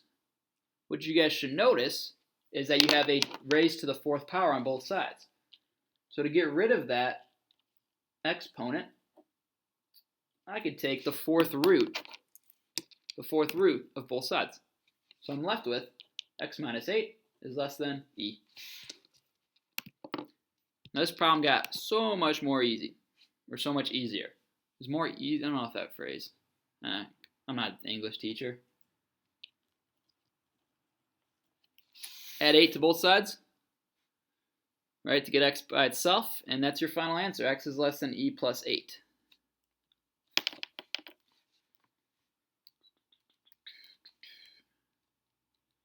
I'm going to put in my calculator e plus 8.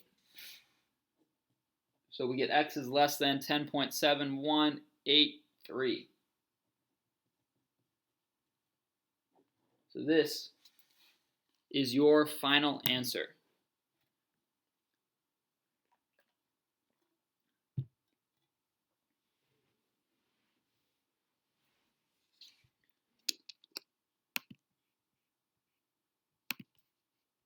Does this stream sound a little bit better, Sarah? And Tanis, I guess, who agrees? A little less jumpy now. I see I'm very delayed, which kind of stinks.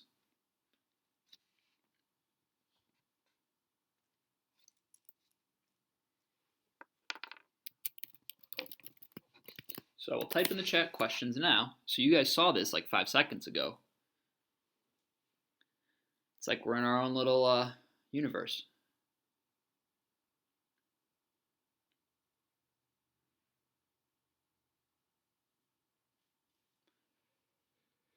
So now this is me awkwardly waiting to see if anyone has any questions, even though I've been done. Okay, cool. Stream is working now. That's what I'm talking about, Sarah. We're problem solvers here at Vermilion High. That's what we do. I didn't do anything to solve the problem, but I like to pretend I did. I like to imagine that my inner said, you know, we can't have Digidio not understanding what, not being able to follow this stream because it's so bad. Look at that feedback. That's what I'm talking about, guys. Fellas, Aiden, Jaden, and Jared. That's a deadly combination there. Big fan of that. Okay, so we should be good. Let's try a practice problem.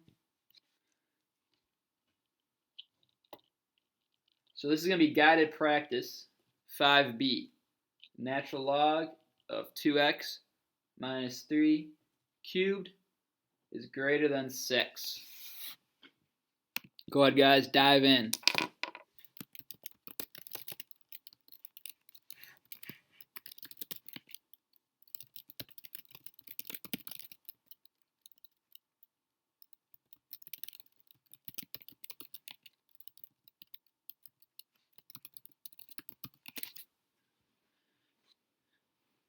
It will give you approximately 4 minutes.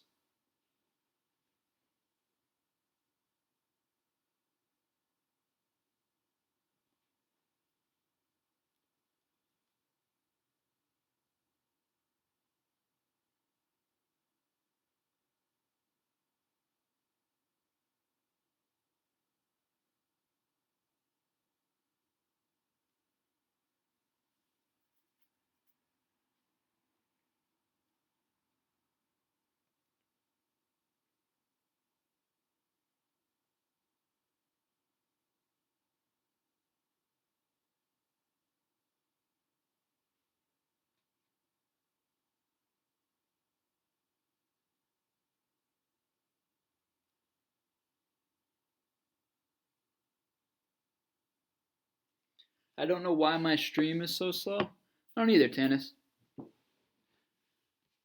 I know that like I had some issues, but I think right now it's running pretty smoothly. Maybe on your end there might be some connection issues, whether it's YouTube or your internet. Potentially you could try to get out of my stream and then just like come back in. So maybe X out and then come back in. Or maybe if you rewind the stream so you're delayed a little bit, maybe it has a little bit better. My last advice would be potentially changing what you're viewing it on. So maybe if you're viewing it on like, I don't know, 1080 or whatever it may be, lower that quality down to like 4 or something. I don't know.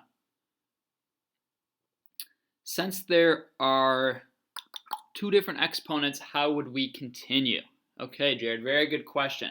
So if there's 2 different exponents, it was really easy to take the 4th root there. All you want to do is just take the cubed root, and then you have your calculator. So Jared, in your calculator, just put the cubed root of, whatever you're taking the cubed root of. So I'll go over the example, but that'll hopefully help you get farther. Okay, so Sarah, get off, then back on. Yeah, I think that's the best way to do it.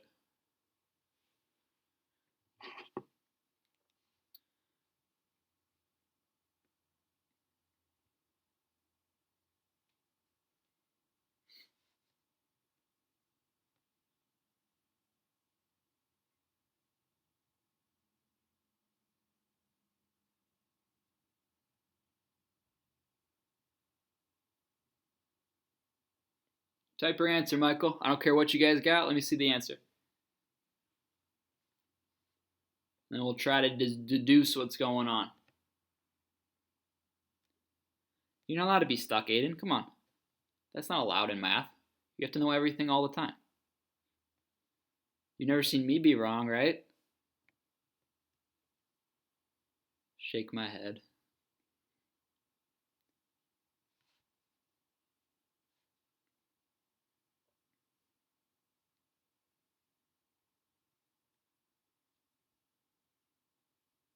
$2.4. Okay, not quite. You're not that far off, though. Also, make sure you round to the nearest 10,000th.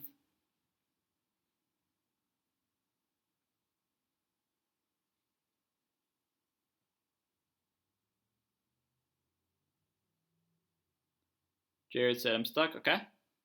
No worries. I'm going to give some people 1 more minute probably to see if I can get a couple more answers in the chat.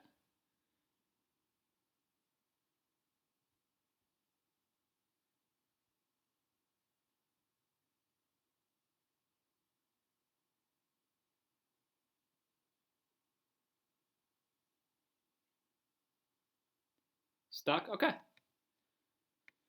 Looks like the consensus is stuck. That's fine. We're going to power through. No worries. Okay, so let's just start. Hopefully we got this first part.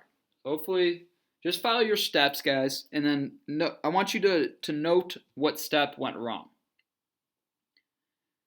So just know what step you guys got wrong, and I think I already know what it's going to be, is my prediction, but know what step you got wrong, and then I'll ask, and then we can kind of maybe deduce what the issue is. Okay, so first things first. I want to make e the base of both sides. Mr. Harris, how do you know to do that? Well, I have a natural log, and I want to get rid of it. So if I have a natural log that I want to get rid of, I make e the base of that side, or make e the base of both sides, and that'll do the trick for me. Okay, so that's that first step. Okay, so again, if you got that wrong, mark that so you know that's the part that we need to work on. All right, now from here, what I want to do is actually rewrite these different sides. I'm going to keep e to the 6 for now. But e to the natural log of that, remember e to the natural log of x is equal to x. So then e to the natural log of 2x minus 3 cubed is equal to 2x minus 3 cubed.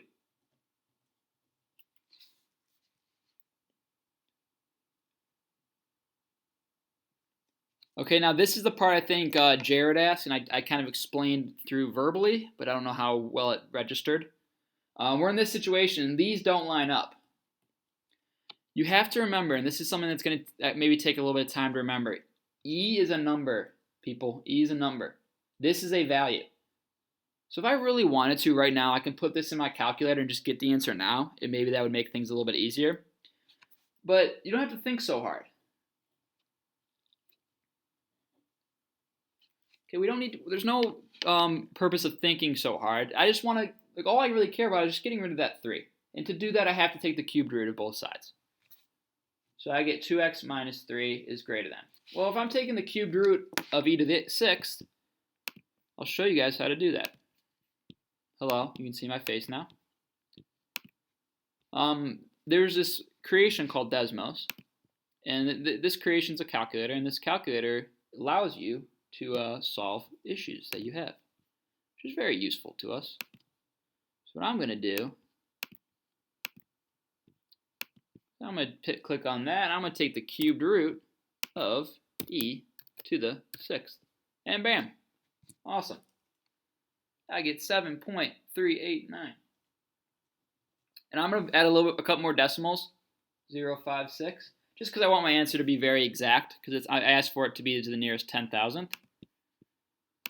So that's where I'm at now, because the cubed root of e to the 6th is equal to 7.389056. Okay, move this up a little bit. So now what we want to do is solve for x. Hopefully now you're looking at this and like, oh, okay, this isn't so bad now. So I add 3 to both sides, and I get 10.389056. Divide by 2, and I get, drum roll please, 5.1945. And bam, just like that, we are done.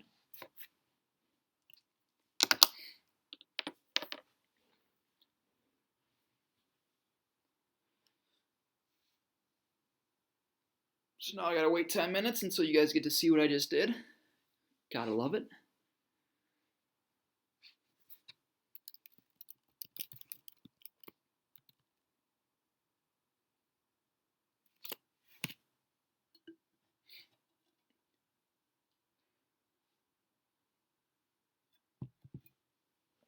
Any questions?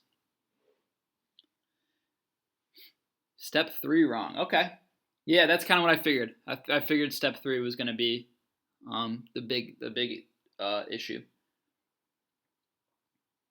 Okay, cool. Yeah, so Michael, just remember that's a value.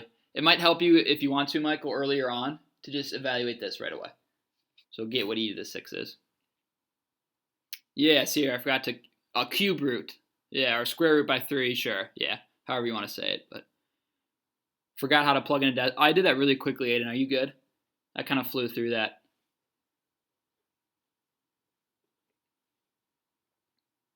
Ooh, actually, let me show you guys something.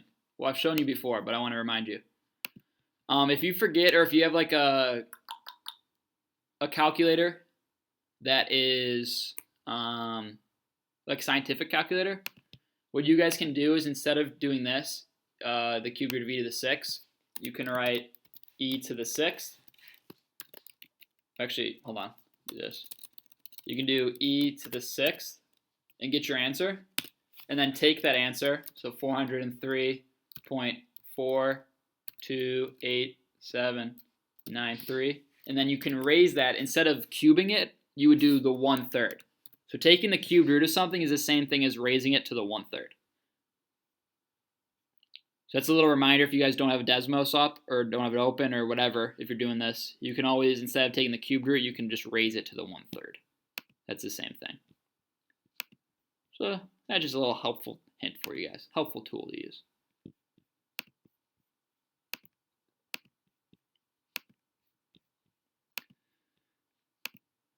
All right. Well done, people. So I'm thinking that third step, taking the cube root, seemed to be the issue, which is what I was anticipating.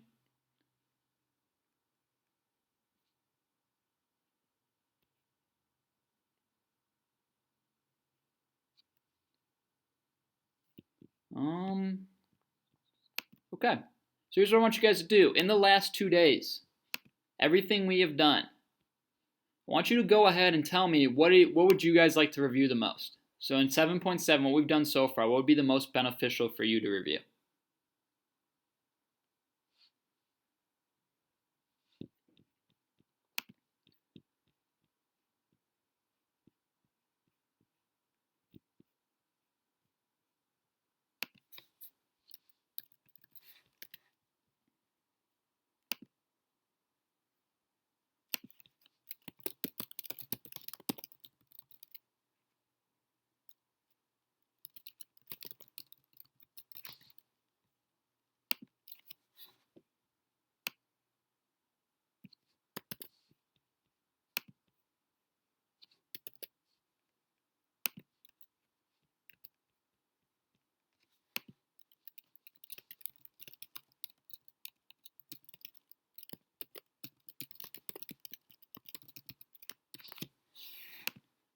Sorry about that. I'm posting the homework now just so you guys can see it.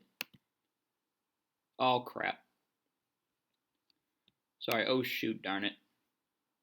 I forgot to put the attachment. What a rookie.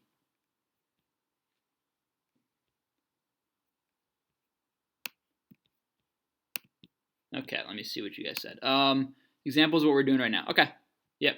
Let's do ALEKS kind of goes hand in hand with what we're doing right now, so this will actually be good. Let me pick you guys out a problem. Alright, let's do this one. Flip page. Sorry about that. Let's do so example 1. Let's do the natural log of x plus 5 squared is less than 6. That is your practice problem. So I'm going to give you guys a couple minutes. Go ahead and work on that.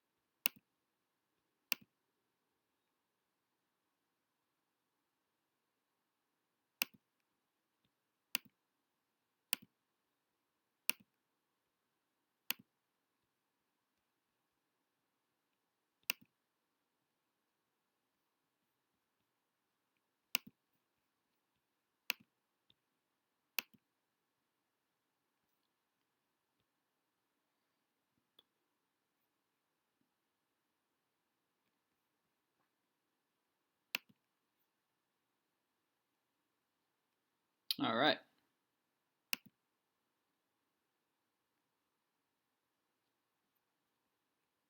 Okay. So let's take a look at this. It looks like you guys are finishing up. Okay, so first things first, just like the problems we've been doing, we're going to have e to the natural log of x plus 5 squared is less than e to the 6th. So I want to get rid of a natural log. I take e as the base of both sides. Next thing what I want to do is simplify. So I get x plus 5 squared is less than e to the 6th.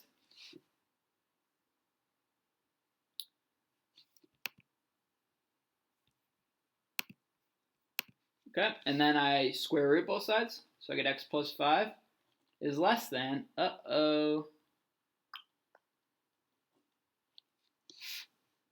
what do you guys notice changes a little bit about this problem?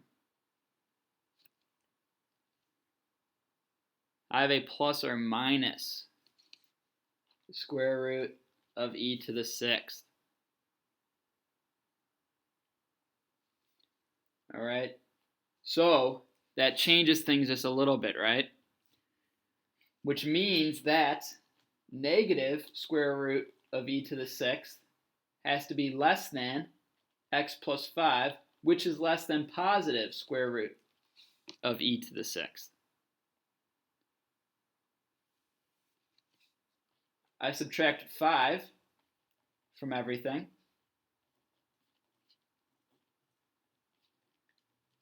And this ends up being my final answer. All right, so you guys did a really good job. Most of you got this because if I take, sorry, I need to do it in Desmos because I didn't actually do this problem. But if I take the square root of e to the 6th and then minus 5, I do get 15.0855, which you guys got, which is fantastic. Very good job. Okay, now we just have to remember when we're taking a square root, it could be a plus or a minus. So I also have to do negative square root of e to the 6 minus 5, and I get negative 25.0855. So this actually ends up being my answer. All right, so here's what's really good. Here's what I'm happy about. It looks like you guys at least got to this point. Okay, so you at least got to here, that red star there, which is a good sign. And it looks like you guys actually knew what to do. Like you did this right, because you subtracted 5 from the square root of e to the 6. So I'm very happy with that. Everything was good. Just remember, when you're taking if you're taking an even root of anything, you have to say it's plus or minus. An even root is plus or minus.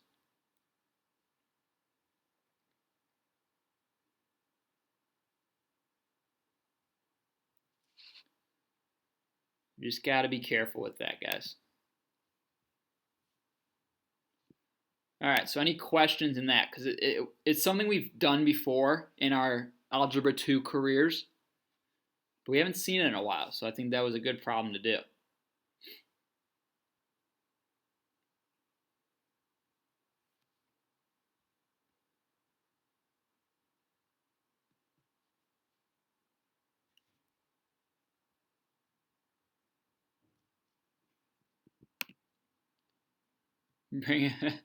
Bringing my hopes down. This was kind of a special example. This isn't something like you guys, like if you didn't, notice that, or it's something, like, don't freak out. It's a little bit harder to notice that. I get that.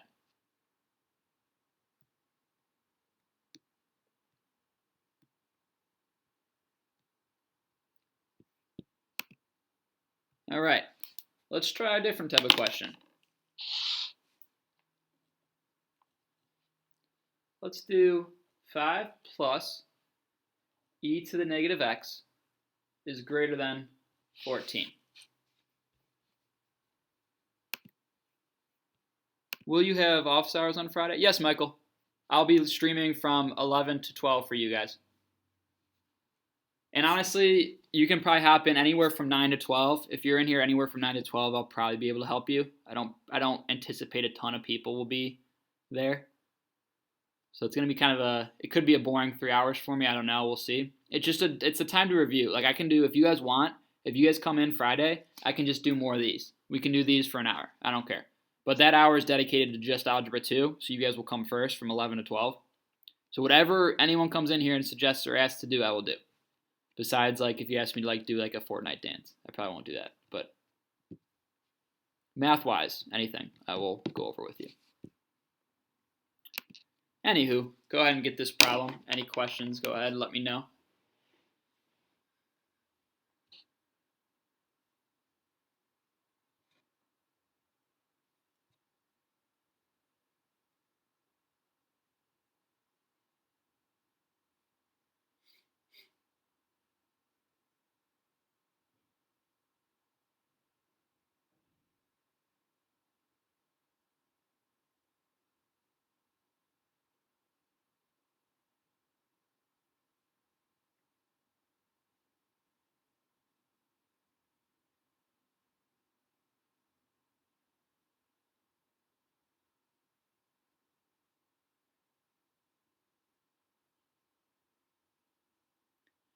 Haley said, I realized that I don't take the square root. I just divide the exponents, and I still get the right answer. Yeah, so when you divide the exponents, Haley, that's exactly what you're doing. You're taking the square root. So if you're dividing an exponent by 2, that's the same thing as saying take the square root of. If you're dividing the exponents by 4, it's the same thing as taking the 4th root of. So yeah, what you're doing is exactly that. Perfect. I'm glad you mentioned that.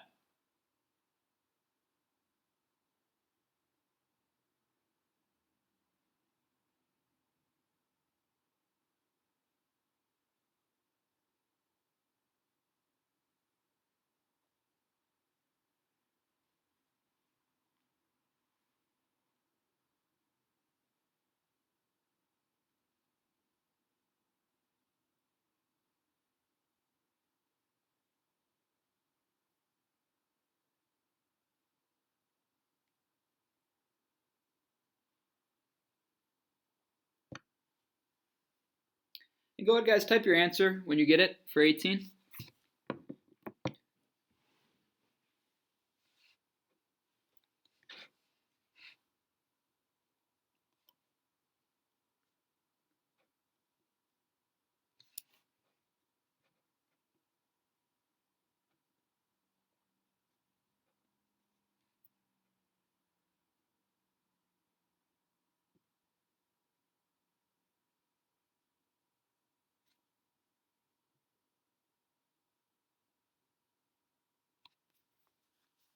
I agree, Sierra. Is x greater than or less than that?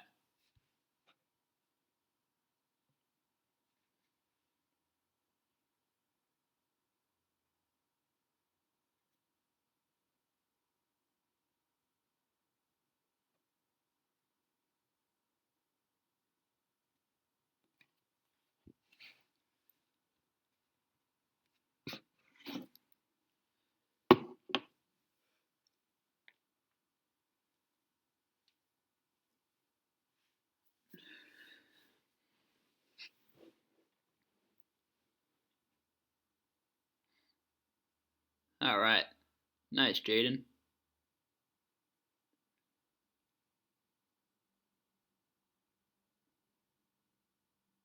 There you go, Sierra.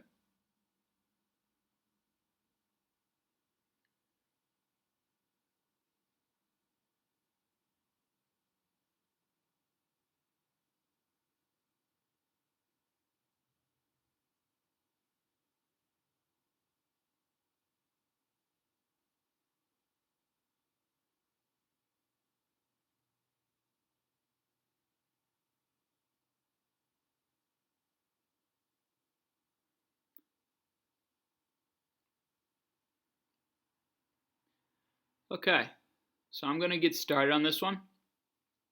Hopefully, you guys, maybe you guys got through it and just didn't put the answer in the chat. That's okay. Let's take a look at how we can solve this. So I'm given 5 plus e to the negative x is greater than 14, and I want to solve for x.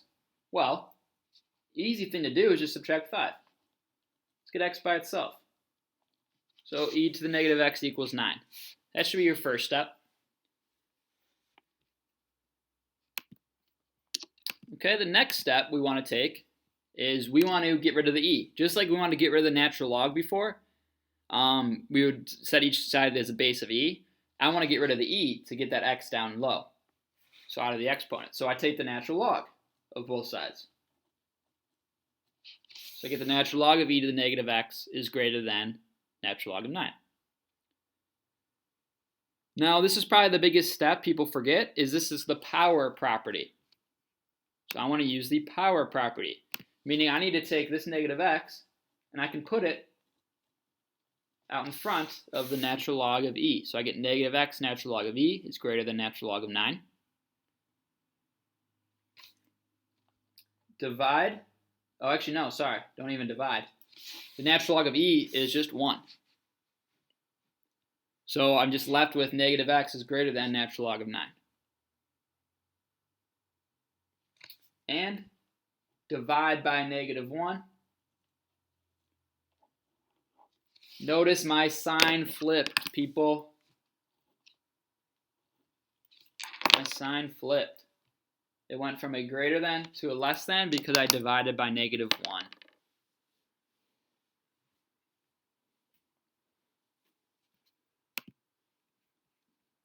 So you get x is less than negative, this should be x is less than negative, I apologize, negative natural log of 9.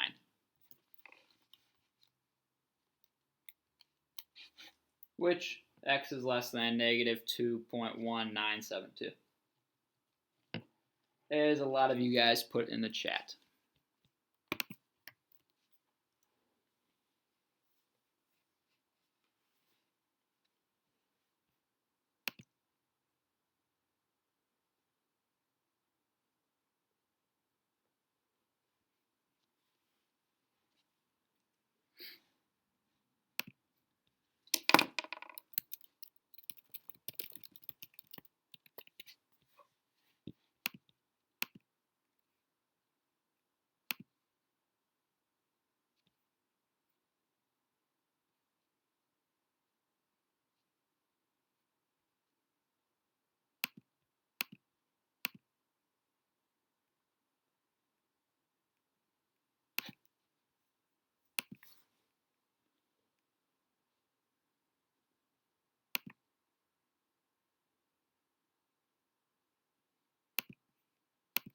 Nope.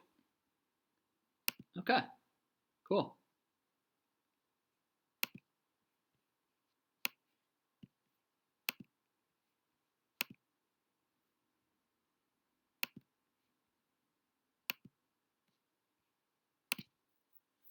All right, let's do, we got 9 minutes, so I'm actually gonna do a problem that's from your ALEKS. So I saw Michael said maybe an ALEKS question or two. Let's do one of those.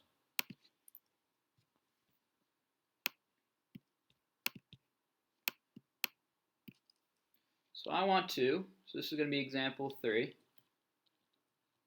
rewrite as an exponential equation. Natural log of x is equal to 6. And then I want you to rewrite as a logarithmic equation. E squared equals y. All right, that's what I want you guys to do. Write the first one as an exponential. Write the second one as a logarithmic.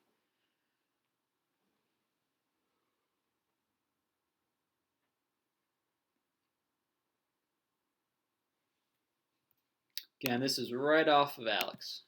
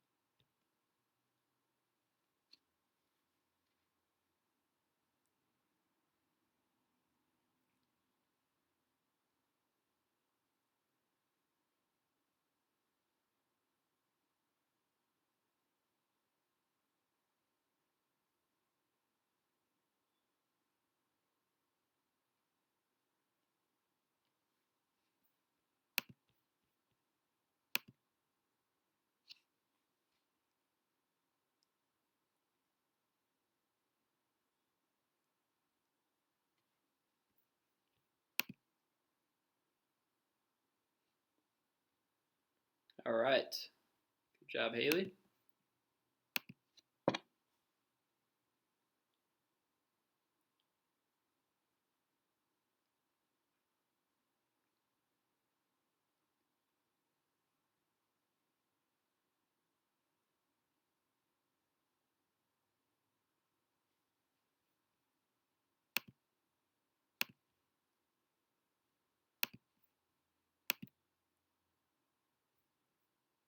Okay.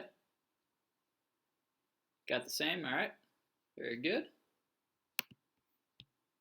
Okay, so this is actually, I'm gonna go over this. This is actually making things, this is getting easier than what we've been doing, really.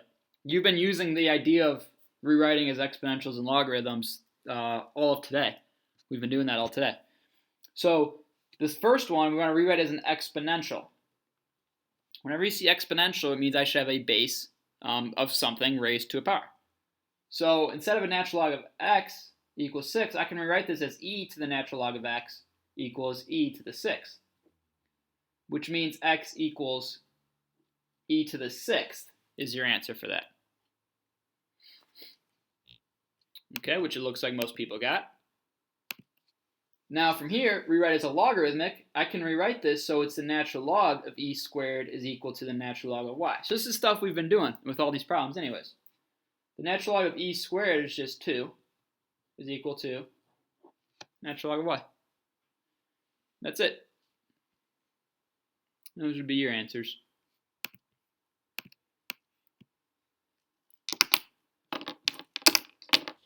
All right. You guys have been great today. I'm going to stop there. So, like I said, I'll be here from 1 to 2 today for office hours. I will also be, Friday we'll have a stream. No office hours, but we'll have a stream from 11 to 12. It's going to be completely dedicated to you guys. So any questions you have, I will be addressing. Tomorrow you get the day off. The assignment has already been posted to Google Classroom of what is due Friday. So ALEKS is due Friday, because I know a lot of you guys didn't do ALEKS or haven't started. Make sure you get ALEKS done. I really highly recommend, don't procrastinate, do it today. And then also, the assignment I just posted to Google Classroom was page 7.7.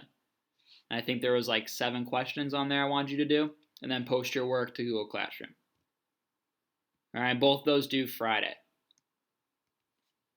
Okay, so please, guys, don't procrastinate. Try to stay on top of things. I appreciate you being here. Hopefully it helped. If you guys have been late on work, I've been very forgiving. So if you didn't get to submit something, you can still submit it. Take a picture and upload it still, or send me an email. If you need an ALEKS reopened, then I'll reopen it. And this isn't like from the beginning of the year, right? This is just stuff that since we've been on our quarantine. I'm very willing to help you out. For those of you who are very far behind, see you and see us here. Thank you guys. If any of you guys are very far behind in work, you guys have next week, all of spring break. I can give you a list of stuff you need to do. You can see in Power School what you need to do. I'm accepting any work that has been assigned since that quarantine. So you guys can really, if you're in a tough spot and you're worried about not passing, you guys can make up that stuff. All right. Thank you, Jared. Have a great day. So I'm about to log off. Does anyone have any questions? I'll give it like, a minute because I don't know how long my delay is. But if you guys have questions, go ahead and type that.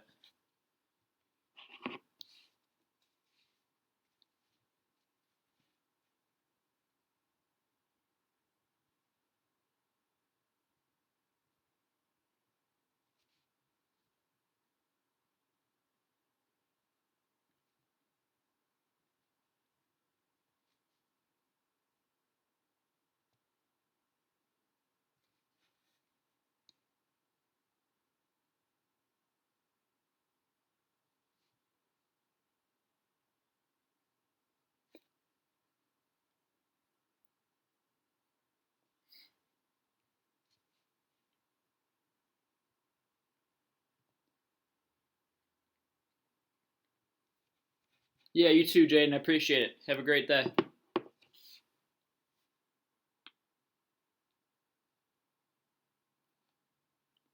All right, guys. I'm going to head out. I'll be back on at 1 if you want to come in and work on anything or have any questions. You guys enjoy. I'll see you Friday.